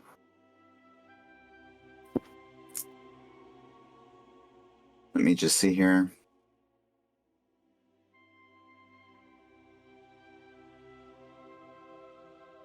There is a set of clothes that are fairly distinct that does not match the rest of the crew, but you have not you have not seen anyone with these clothes.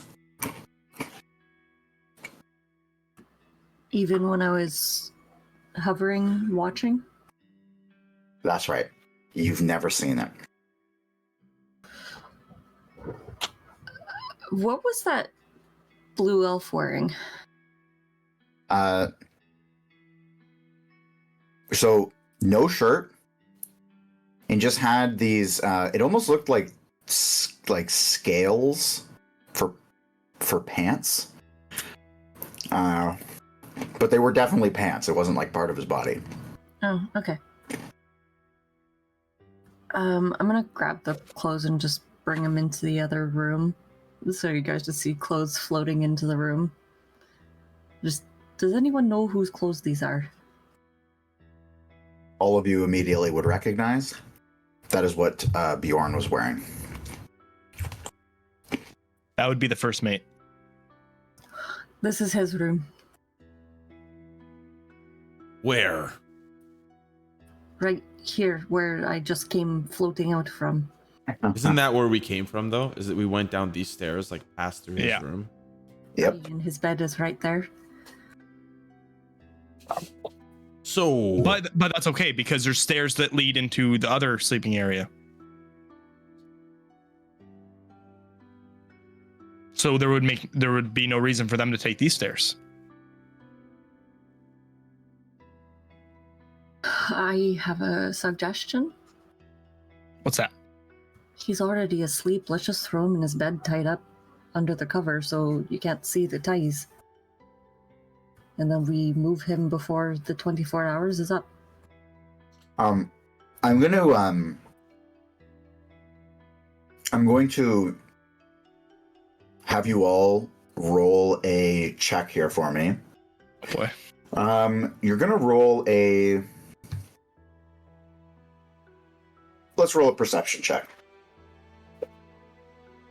No, I lied. Don't do a perception. I'm sorry. I know you already did it. Let's do an intelligence check. Intelligence.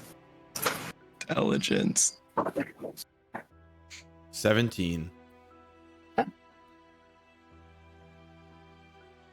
18. Oh my. Okay. Given the layout of the ship, anyone over a 15 starts piecing this puzzle together of the layout of the ship. The stairs at the back, where Peaches is right now, both sets of those stairs, clearly seem to be allotted for higher ranking crew. The staircase that's in the crew's quarters would likely be where the crew goes. So it's not likely that the crew, even if they come down here, yes, you did see them pass through that room, but they were escorted. So it's not very likely that the crew are going to be coming down that set of stairs.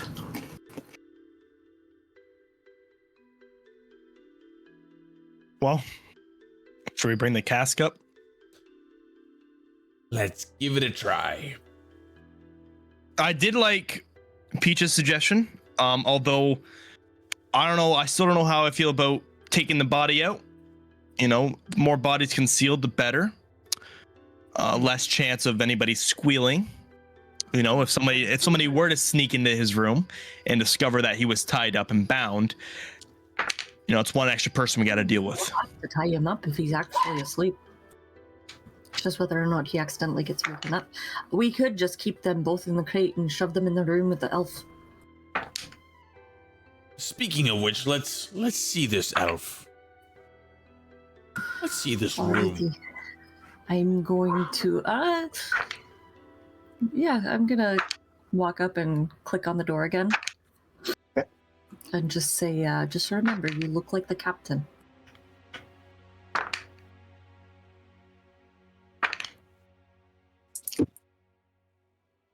Okay. And there before you stands this fairly frail, pale blue skin, like a mossy green hair elf.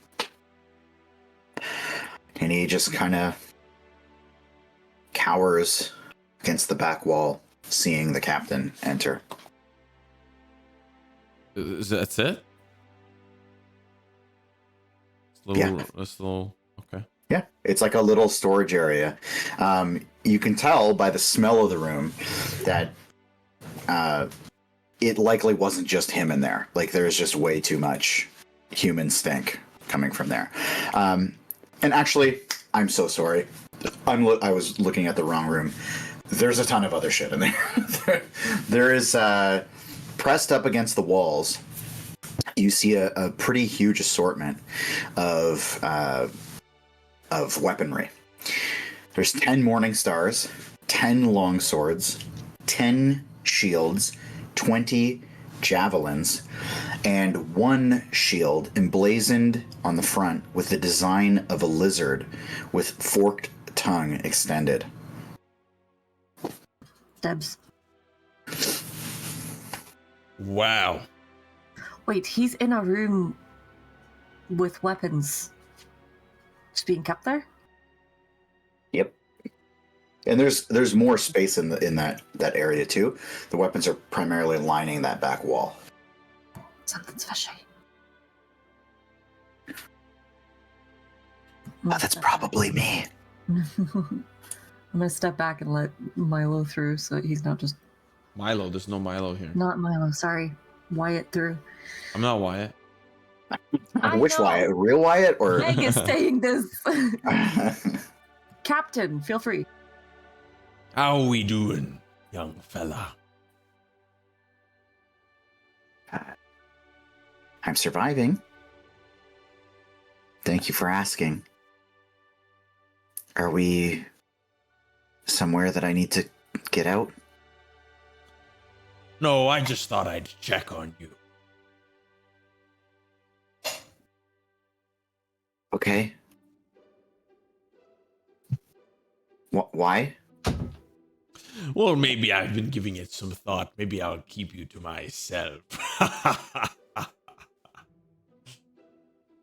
Wait.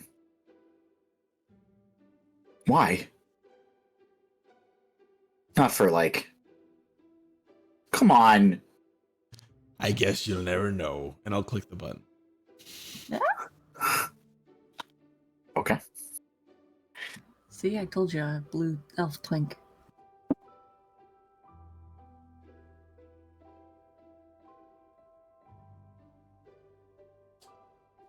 Well, real Wyatt, get me a cask.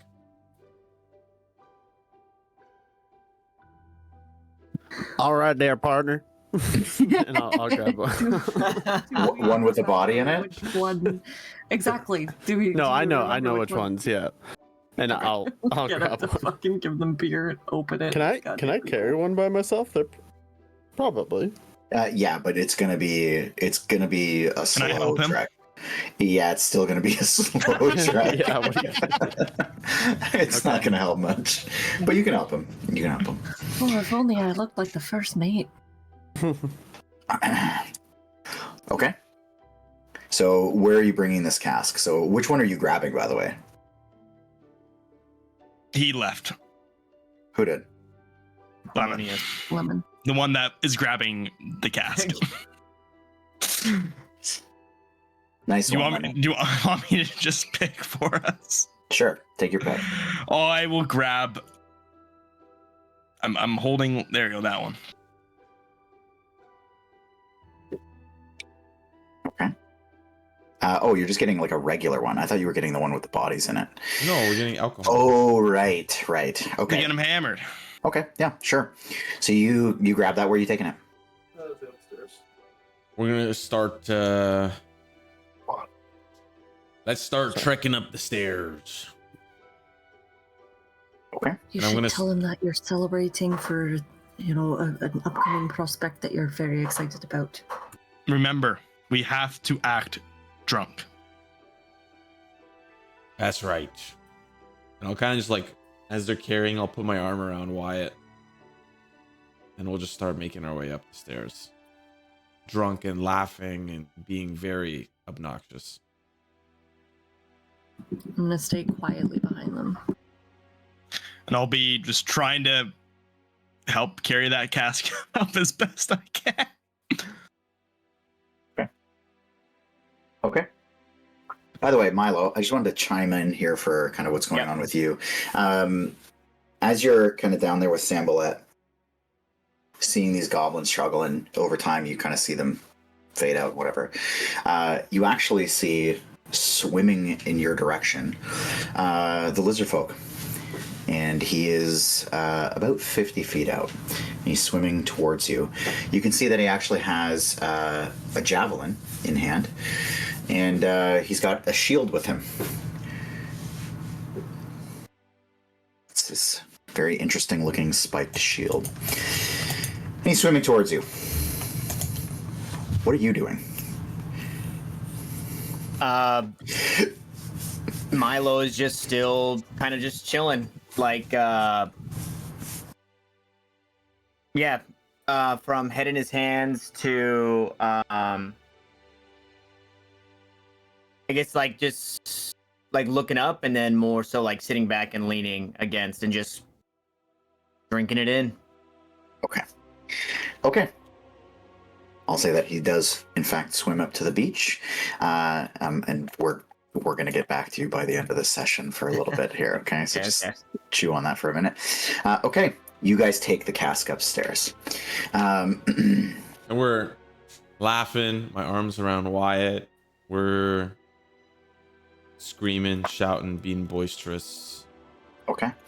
You guys can make your way up the stairs if you'd like. Go ahead and click on. And Peaches, you've got a particularly interesting position in this. What are you going to do as your invisible self? I'm gonna snoop. Okay. Fuck. You just wasty over. You can use, yeah. Okay. So where are you going to go? I want to check out the rooms on this level. On the far side? Mm-hmm. Okay. I'll wait Cool. until they're, like, upstairs. Okay. So go ahead. You guys can go up. Peaches, go ahead and open your first door. And I am just barely peeking an eye in. Sure. Okay. This is the staircase that leads down to the crew quarters. Fuck. Go ahead and open your second door. If that's what What's you're going to do. behind door number 2? Damn it! Okay, so this is, let me give you what this one is. So this is the ship's galley. There's a crude metal stove, not lit, leans against the hull, has an adjustable metal chimney that can be placed through a vent hole when it is opened. Next to the stove is an open metal bin containing sticks of wood and kindling, and beside that is a large wood table bolted firmly to the deck with a thick top crisscrossed with score marks, and it has a large drawer. The table has a large drawer. And hanging from the hooks, set above in the hull, is 2 iron frying pans, 2 saucepans, and a skillet. Nothing else? Nope, it's just the little galley. I'll give Open you... the drawer. let me see here. Shuffle. There's an assortment of butcher's knives, saws, and choppers. Okay, and then... So I can assume... Well, I'm thinking that this is their, like, prep station. So, is it just a regular table, or is it, like solid? It's solid. It's like a cutting board, basically. Okay, but I can't get underneath it? No. Okay. I'll let you do one more door, if you want to do one more door. Yeah, sure. I'm gonna leave. I'm gonna go across the way. Okay. This one, let me see here. I want to make it seem like it's just the ship creaking that the door opened a bit. Okay. So this seems to be one of the master cabins. It's the furnishings and fittings are of very good quality, and the place is tidy. There's a single bunk made up with bed linen. It has its head is against a bulkhead running along the center line of the ship. There's a polished wood table that stands in the center of the room, bolted to the deck. On the table is a silver bowl containing an assortment of fruit, a silver carafe half full of light red liquid, and a silver goblet. Set at the table are 2 upright wooden chairs and a padded leather chair. On the deck towards the stern is a wooden, brass-bound chest. Beside it is a pair of highly polished black leather boots. From the center of the ceiling over the table hangs an unlit hooded lantern. The leather boots, by the way, match the boots that were worn by the wizard on the upper decks. Gotcha. I'm gonna sneak in and snoop around. Close the door behind me. Just a bit. Just leave it ajar so it's like I can quickly escape if needed. Okay. Go ahead and give me a perception check.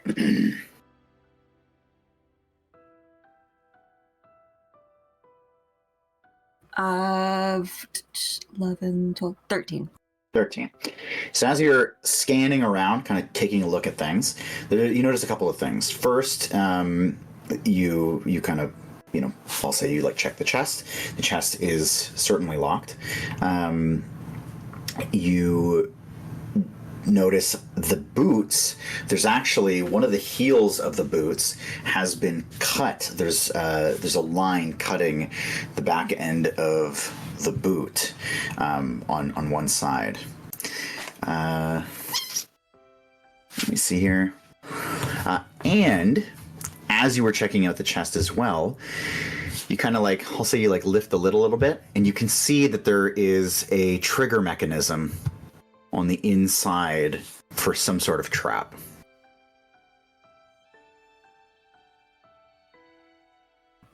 I do not open that all the way. I'm going to leave this to more dexterous hands and not try and undo the trap. Okay. But I'm going to keep note that it is trapped. Okay.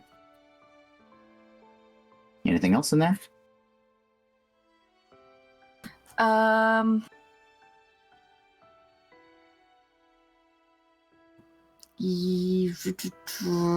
I'm gonna drink some of that red liquid, whatever it is, or sniff it, see what it is, and then if it's alcohol, I'm gonna drink it.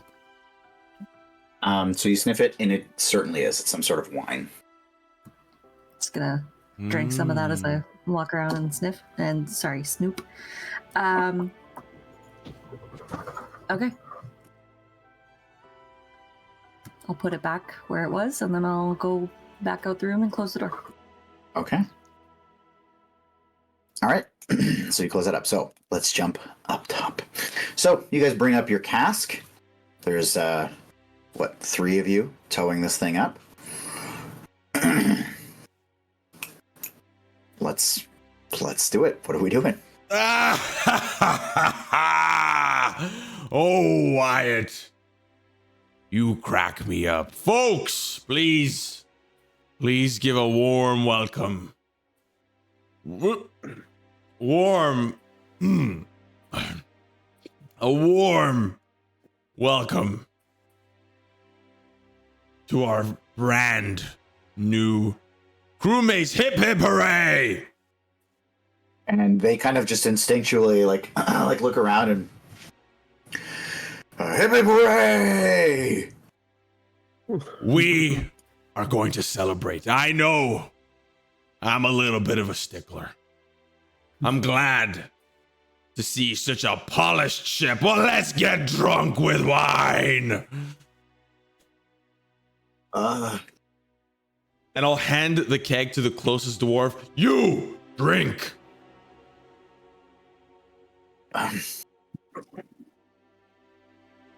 Straight from the keg? Go, chug.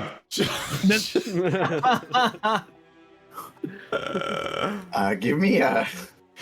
Well, you're the captain, so give me a persuasion check with advantage. Pretty sure he just has to follow the captain's orders. He does. It's 23. just a little bit strange. Damn. Okay, I'm a dwarf.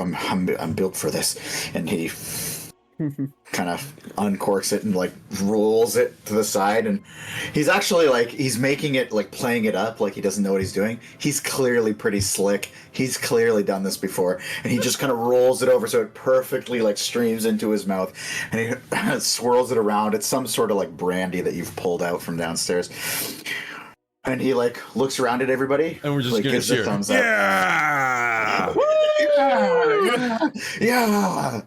And you see the two higher ranking crew members kind of like looking on a little bit suspiciously, but not really bold enough to ask too many questions.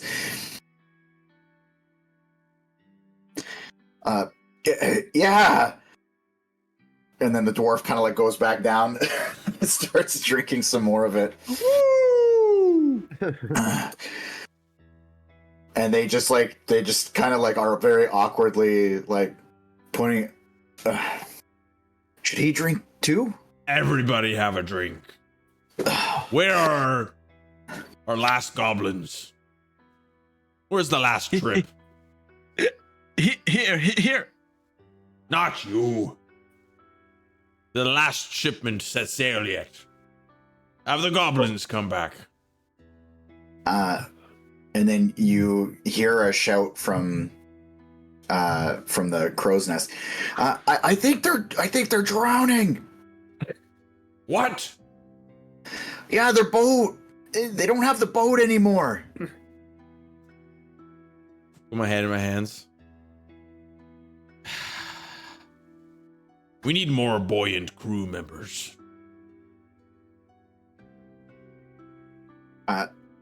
Sir, I did put in a request for personal flotation devices not that long ago. Who is that? Who's saying that? The goblin standing in front of you.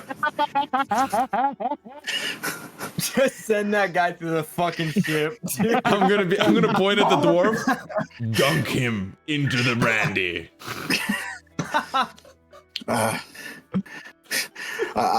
Yeah, okay. And he pulls out like a little hammer he's got and starts like hammering on the top of the keg, and just to start loosening the lid, and he pulls it off and he just goes, "Get in here, you nerd," and starts dunking him in, and the goblin just kind of goes with it and bobs around.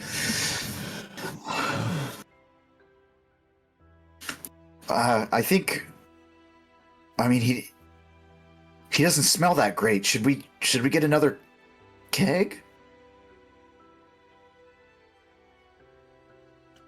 You'll be drunk. You won't know the difference. Oh, and he like kind of pulls him out and like places him down, looks in the barrel, and you see him start like kind of like skimming off the top like different pieces of, you know, things that fell off the goblin. Starts like skimming it out of the barrel. And the other dwarves just start coming up, and they start kind of like putting their hands down and just like drinking out of their hands. Yeah, they start partying. The other two crew members, not so much. And Britain, actually, I don't know how the fuck she got up there. She's chilling over here on the deck, just to the side, just kind of looking on, seeming a little bit concerned, actually. Milo was moving her. Sorry, say that again? But obviously Milo was moving her. Oh yeah, true. Probably, actually. I'll point at my higher ups. Do you think you're exempt from the barrel of fun? Damn, he called it the barrel of. You give me a. Yeah, what a fucking. You know what? Give me another persuasion check. Give me another persuasion. With advantage? Yeah, you'll have advantage. I can't not give it to you. Crit. Oh. They just kind of look at each other. Okay, and you see the deck wizard, seemingly kind of on edge prior to this, just like tucks away like a blade that she had out in her hands that she was kind of toying around with. There was a little flame she was roiling around her hand. She like puts that out, and she just makes her way down, and everybody starts getting around this barrel, and the wizard kind of steps up and just, okay, enough with your hands. Use a cup, for God's sake. Go downstairs, get cups. And they hurry down, run back up, start passing out these tin cups, and everybody starts getting in, and they start draining this barrel pretty quickly. Like they've got it down to half within the first like 5 minutes of this mess.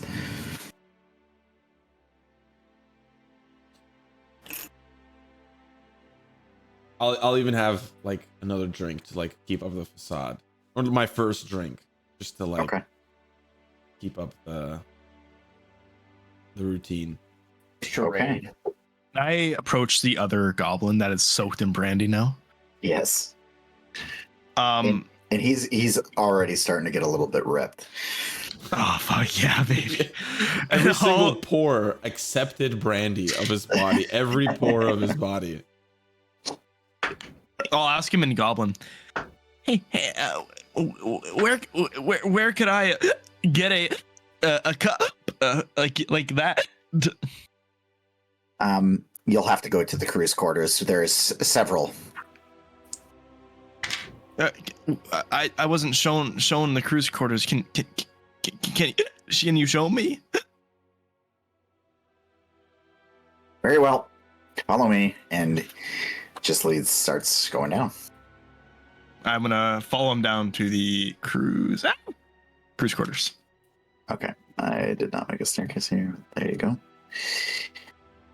Oops. And he kind of leads you up and kind of searches around the table and finds an extra tin cup and hands it to you. You look pretty drunk, my friend.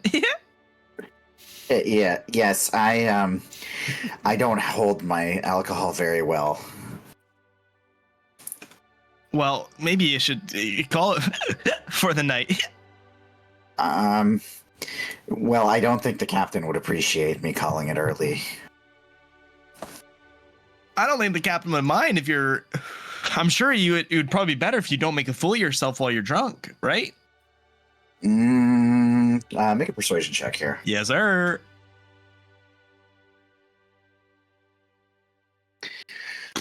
Yuck. No, I think I'll finish the night upstairs just in case. Okay. Well, I tried. All right. I tried. He gives up the... Oh, fuck, I'm moving the boat.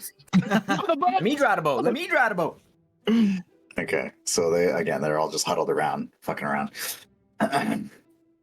Okay, they're starting to get fucking ripped up here, buddy. What are you doing? Me? Yeah. I'll just walk over to Britain. It's a shame to have a party with one not participating. Are you heading home? Or are you joining the crew? Well, I suppose I could get out of your way now.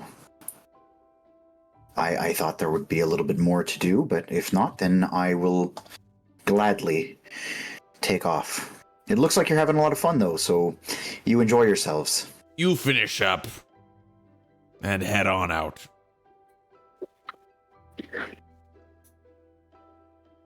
All right. And she takes a look around. Enjoy your stay on the ship there, gentlemen. And she looks to Grix and fake Wyatt. I really hope you enjoy your new lives on the sea.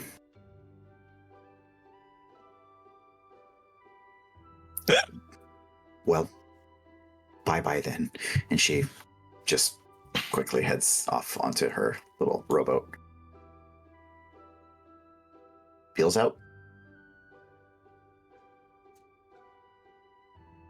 And I'll just join back in the festivities, like, whoa, like cheering, and I'll have I'll have a second drink. Okay. Just keeping up the facade. Yeah, I'll have a drink as well. Well, like kind of cheers, you know. Just keeping it going. Keeping going. Okay. And at one point,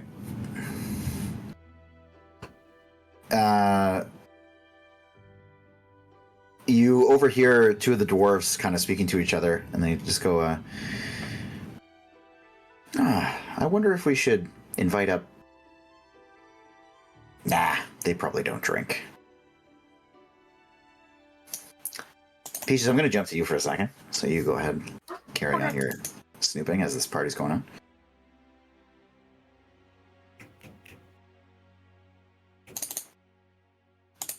I can't open this.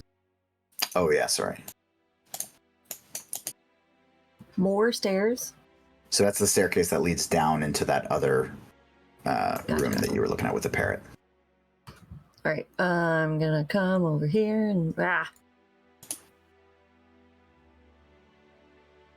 Exciting. slightly open that one. Yeah.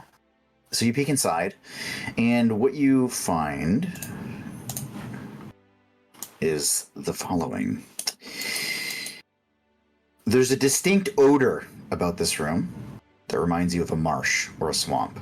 Not fetid or oppressive, but certainly noticeable. I like that sentence too. In the center of the area is a wood table bolted to the deck. On the table sits a silver jug half full of a red liquid. With it, there are 3 pewter mugs. Around the table are set 3 upright wooden chairs, and an unlit hooded lantern hangs from the ceiling above. In the gloom, you can see 3 hammocks, one at each end of the cabin slung between the bulkhead, and one of the ship's ribs, and the third across the corner of the cabin from next to the aft door to the central bulkhead. Each hammock is occupied by a scaled figure. There's a small chest or a box of some sort that lies under the most forward hammock. There appear to be weapons under each of the hammocks.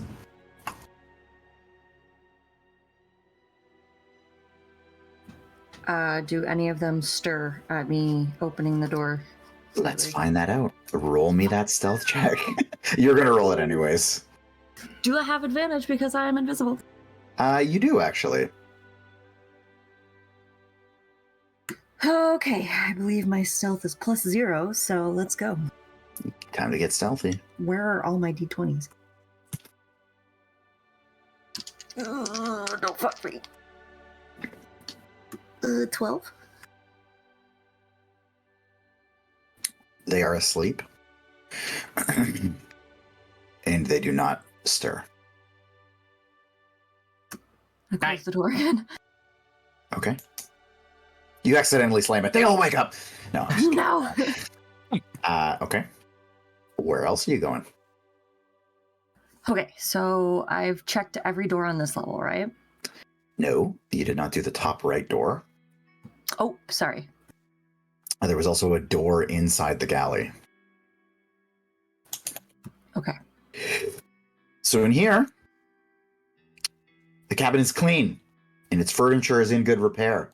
A single bunk made with made up with bed linen has its head against the bulkhead, running along the center line of the ship next to a wooden partition squaring off the corner near the main deck. A writing desk is set against the hull towards the stern. It has a drawer on each side and 3 trays on top. Also on the desktop, just in front of the trays, is an ink pot, 2 quill pens, a small knife, and a pewter container that resembles a pepper pot.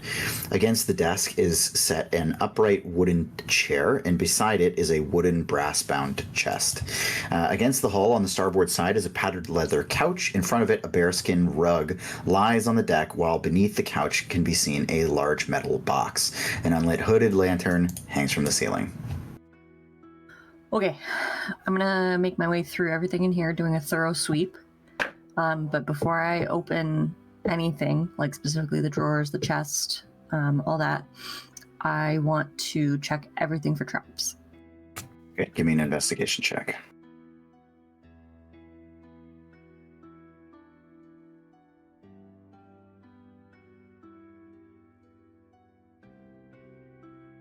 Fuck me. 6. 6. It all looks good. Alright. I'm gonna go specifically through the drawer first, or the writing desk first, just top to bottom. Okay. So the desk, let's see here. So the pewter container that's on the desk is pretty much entirely filled with fine sand. there is a tray, one of the trays on the desks, on the desk. Two of them are empty. The third contains bills and receipts for various items from of marine supply. And there is a letter in there as well. Oh, sorry, several letters of personal nature and an intimate nature from 3 different women from 3 different ports, and they are all written from the perspective of a like wanting to become a Miss Sigurd Snake Eyes.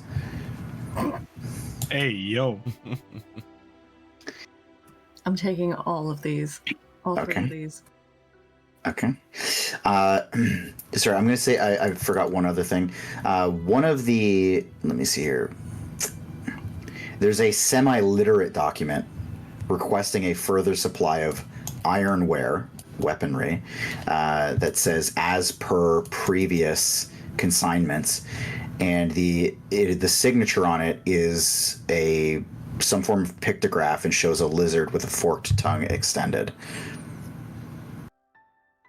Okay, I'm gonna take that as well. Okay. Does the sand in the little pewter pot actually feel like sand? Yep, it's like a fine sand. Interesting. Okay. I'm gonna try and sneak out the chest. Or snoop out the chest. Why? Okay. I keep forgetting the word snoop.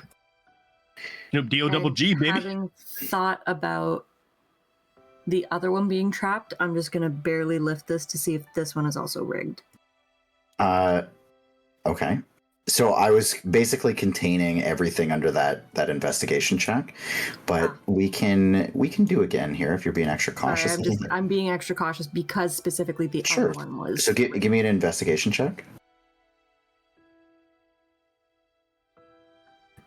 A 6. A 6.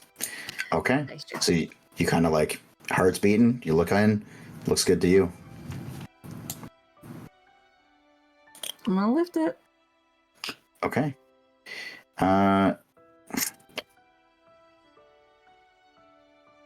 Okay.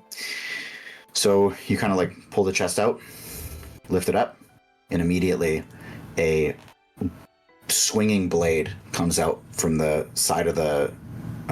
It's basically like tucked in the corner, and it comes swinging to chop you in your arm. So.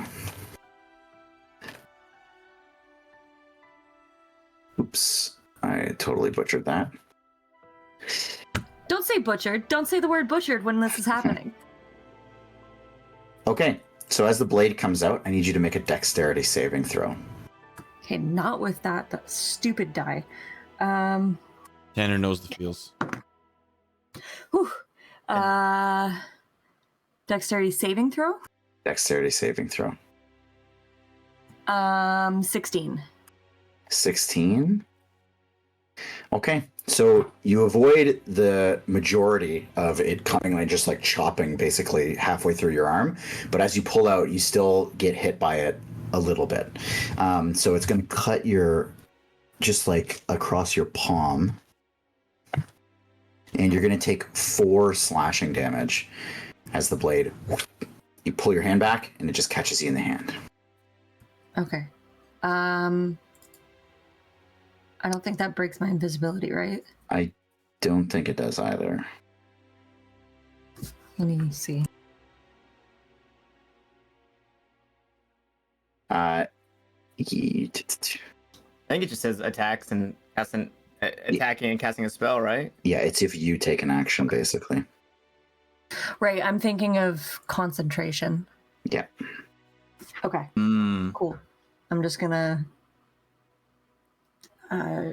well, I don't want to bleed all over the floor because it won't be invisible at that point. I'm gonna try and wrap my hand with whatever bandage I have on me Okay. to try and avoid having any blood showing.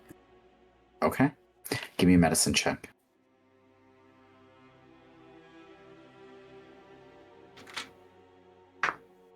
$14.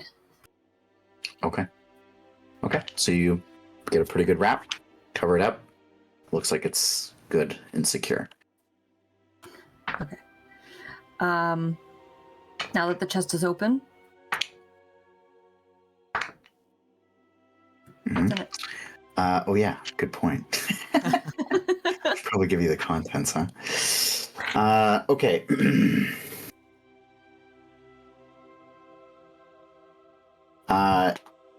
There are 10 large gold ingots, probably worth at least a couple hundred gold each.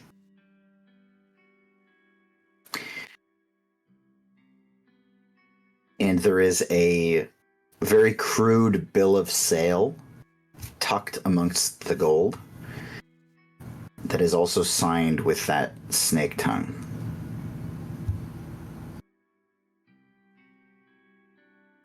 Okay. Well, I don't have a bag of holding, so I'm gonna take 2 bars and put them in my bag, and then I'm gonna close the chest back up and put it back where it was. Okay. Were there any drawers in that writing desk or no? Yes, there are 2, and they are locked. I don't think I have thieves' tools. No, I do not. I have Tinker's tools. Can I try and pick the lock with Tinker's tools? Sure. So we'll just do it. Driver to kind of jimmy the lock? Yeah, we're just going to do it at disadvantage. So go ahead and hit me with that dexterity check. 5. Okay. So you kind of jamming it in.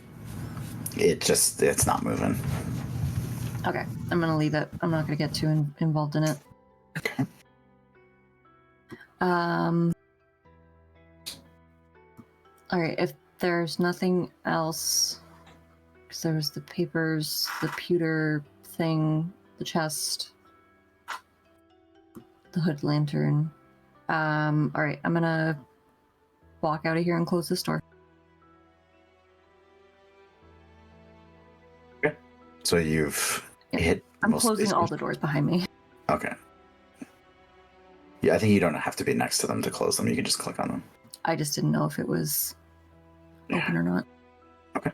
And then I'll make my way downstairs to go Downstairs? back into that one door.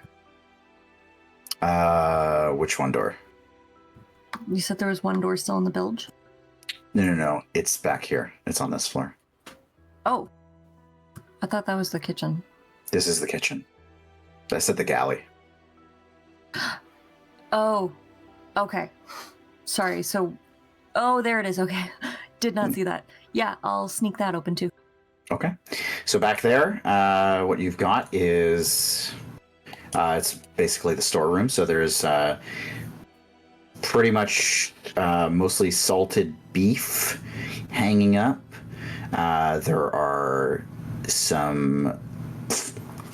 There is a keg of seemingly ale. You can see there's like a spout on it, and it seems to be dripping. And a few bags of flour and some barrels of fruit. I'm just gonna move right through to that other door. Okay. Back here, there's coiled. This is another storage area, but this is with kind of general goods. So there's a few coils of rope that are about 100 feet long. There's a large wooden cask in there.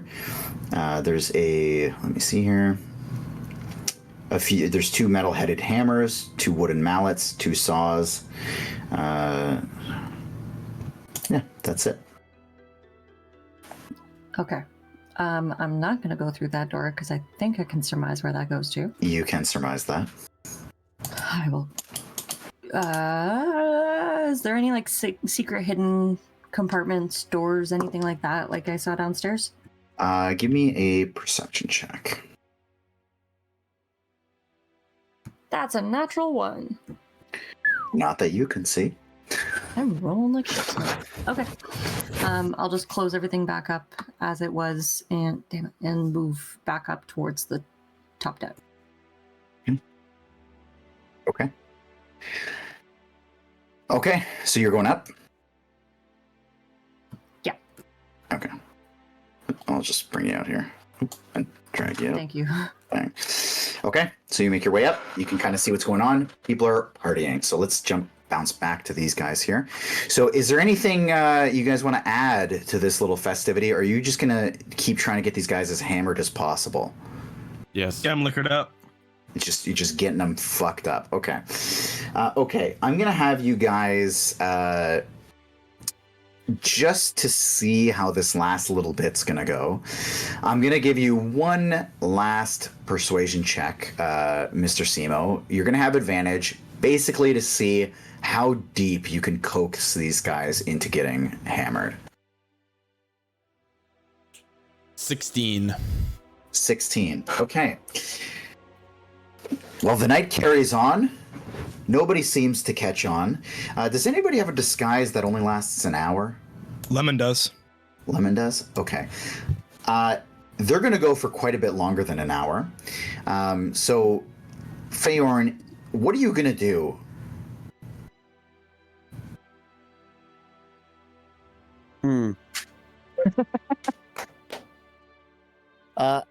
I guess I'll like whisper to Wyatt as Wyatt. Be like, my disguise is about to wear off. Should I go hide? What should I do?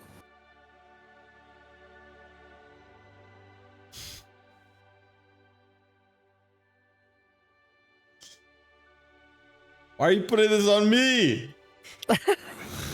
Because you're the captain now. Oh, sorry. There should be one more of these guys here. I just realized from the crow's nest. He's down. Yeah. I apologize. Sure.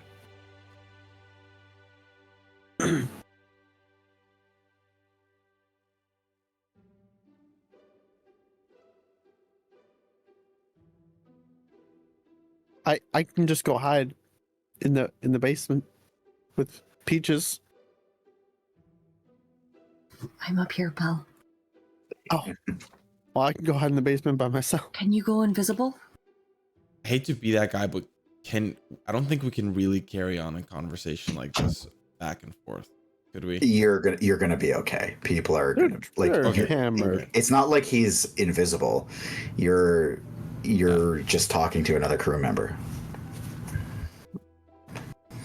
Yeah, that's fine.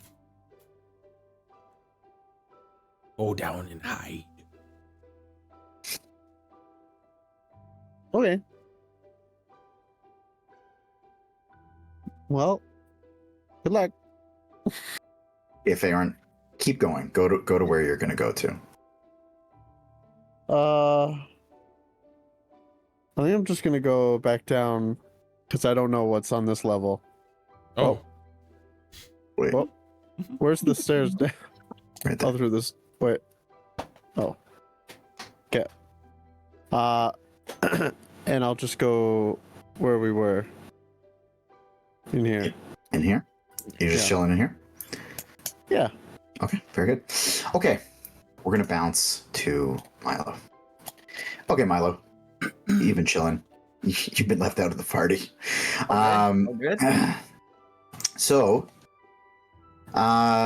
let's get rid of our little crew here. So, swimming up, stomping his way on shore, spear in hand, shield in the other, he looks at the two of you, and then kind of just staring at you, he stomps his way forward, pushes Sanballat against the wall, and just walks past you. Before he does any of that, actually, I would have, like, as he's walking up to Sanballat or close to Sanballat, Yeah. Milo would have stood up, and then Did you forget something, Scales? And he says something in some indiscriminate language that you can't understand as he goes to push Sambalat. And as he goes to walk off, hey, I'm talking to you.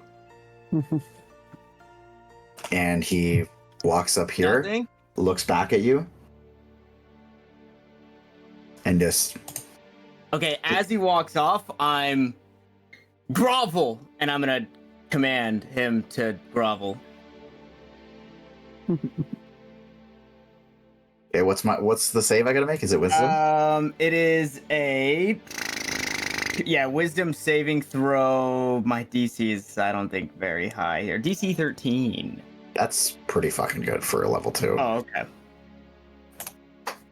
Well, not good enough, huh? Yeah.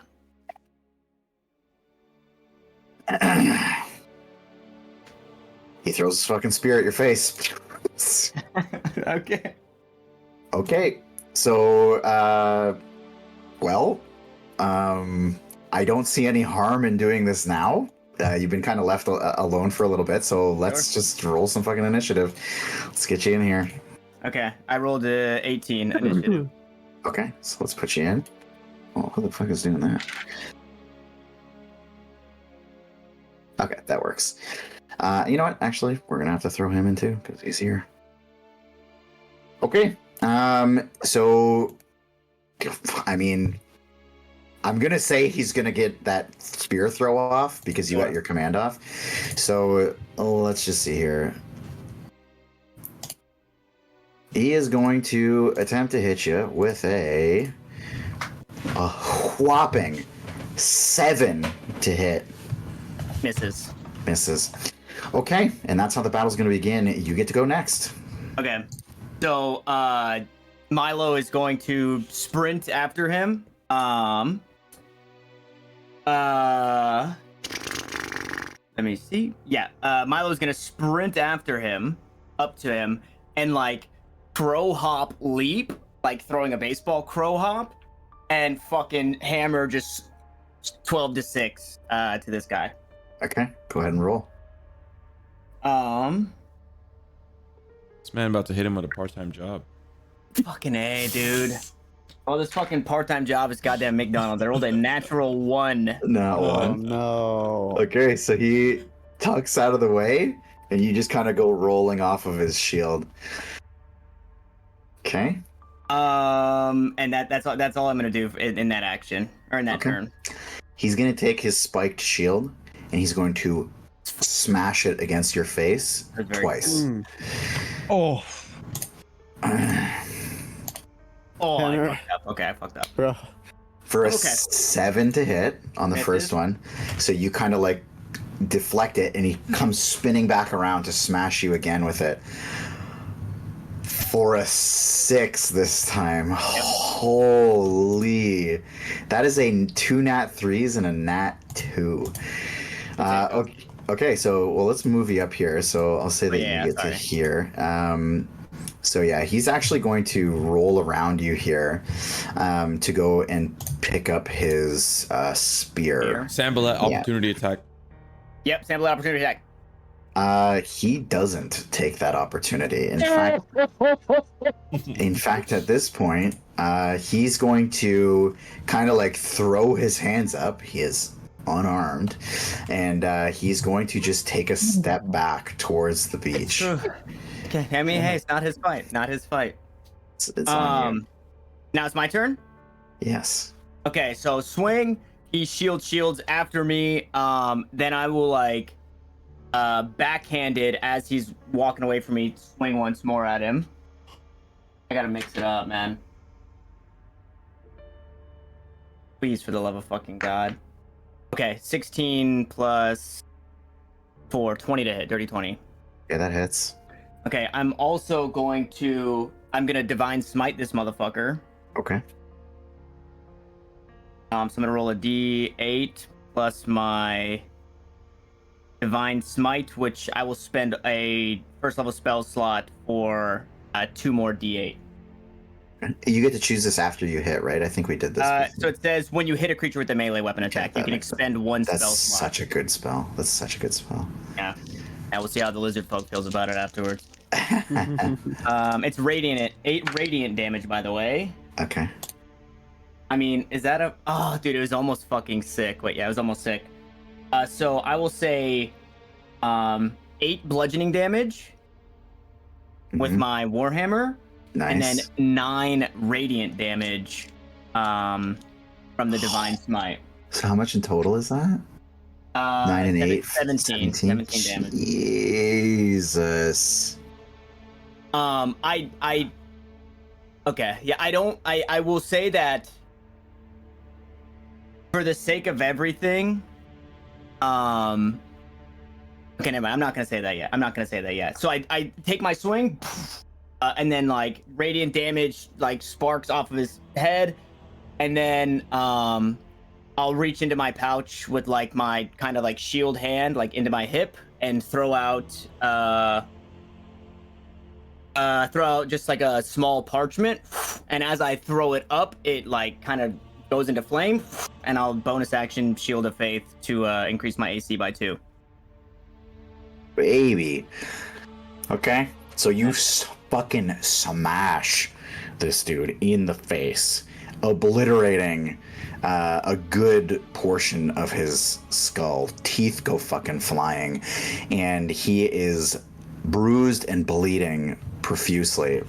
As he goes down, his combat sense still kicks in. He grabs his spear and lunges it forward at you and follows it up with another shield bash to the face. So starting things up here with that javelin, he's going to 23 to hit with the javelin. That hits. He's going to do 8 piercing damage with the javelin. Okay. That's not great. And then with the shield, it's going to be an 11 to hit. Misses. Okay.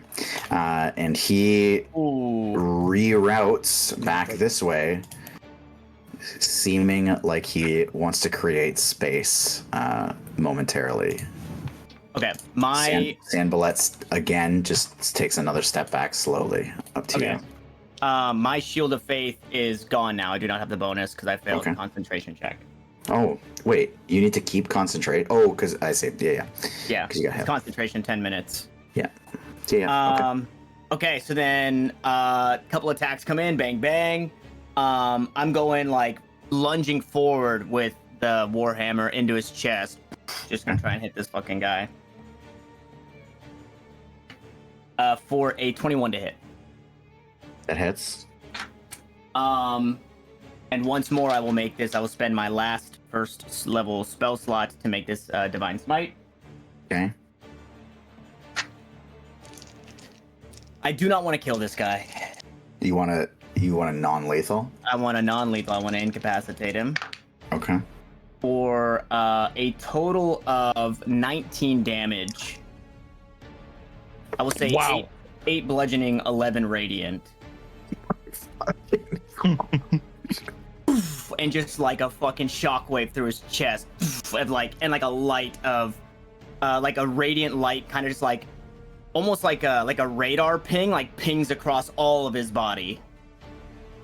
Okay, so you fucking blast him in the chest, and it just sends like a fucking shockwave through the air, and the bludgeoning damage pulls all the air out of his body, and the radiant damage kind of reforms into like a pillow to drag him down, and you swear you hear the voice of Tyr go, "Holy shit, dude." And this thing fucking drops 17 and then 19 damage. Fucking crazy. Yeah, I'm fucking him, y'all. As he falls, I want to grab his head and like under his chin and lift his head and raise my Warhammer.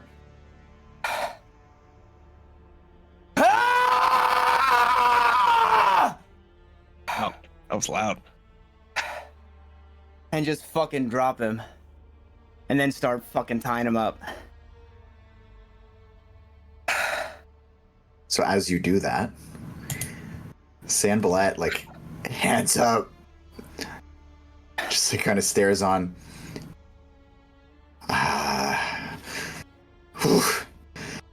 I just didn't have a proper weapon, and I hope you'll forgive me, but I admittedly didn't think it was going to quite go that way, and I didn't want to take sides just in case. So I'll have like just dropped my shit on the floor, and like as I'm tying him up, look to Sanballat, back to the lizard folk, and just like secure him, and then kind of shove him up against the wall. Was it non-lethal? Non-lethal. Non-lethal Non-lethal fucking murder. hammer from hell, dude. Or even lethal? Yeah, he's okay. Like if he's aiming for fucking Jesus Christ. Yeah, basically, so everybody's aware, if you call non-lethal, as long as it's possible, like you can't like non-lethal fireball somebody, but if you non-lethal, if you just call it and it's a weapon attack, I'm gonna give it to you even if you fucking overkill them by a good chunk. I'll say probably the ruling I'll give is like, as long as, the same thing with like player deaths, as long as you don't overkill them to their max health, then you can still get the non-lethal hit. Question. Yes. Did any of us hear that scream? That is a fucking great question, Co-DM. God damn. You know what? Let's roll it. Roll perception, baby. Give me perception checks. Obviously, this is going to be at disadvantage. You're quite a distance away, but The natural fucking one again.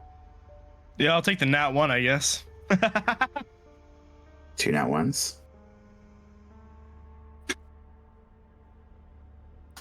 Wyatt Sorry. and Feyorn. Captain Wyatt. I'm under Wyatt. the ship, so I feel like Oh, yeah. I wouldn't hear it. True. Yeah. Good point. Good point. Yeah. 16. 16 on disadvantage. Oh, disadvantage. 16 on disadvantage. Damn. Oh shit. Okay, so you're kind of on top deck and your ears perk up, and given the kind of shape of this cave, gives it that perfect like speakerphone effect, and it just blares out the scream, which blows Sanballat's non-hair back. You see his eyebrows kind of flutter as the sound just bursts out, and it perks your ears up there, Captain Wyatt. Yep. Do I recognize it's Milo? Oh yeah. You know for sure that was Milo. And I mean, we gotta end it there. I think that's a fucking great spot to end it. So Such a good cliffhanger. yeah, that's a great little spot. Wow. Yeah, sorry if I blasted your ears. I'm supposed to have some type of compression on, but Yeah. No, I work. I liked it. I was here for it. That Yeah. was some of the best RP that I have personally experienced. Yeah. that shit made me sweat. I'm sweating like profusely right now. Oof. That was Okay. so good. That was an interesting session to run because Milo was like away and Peaches was away, but I think we got there. I think we got everybody wrapped in. Wow. And now you're getting the ship drunk. This is, by the way, this is so far from fucking. Literally, I'm gonna go because on the subreddit for this, where all the DMs like talk about their shit.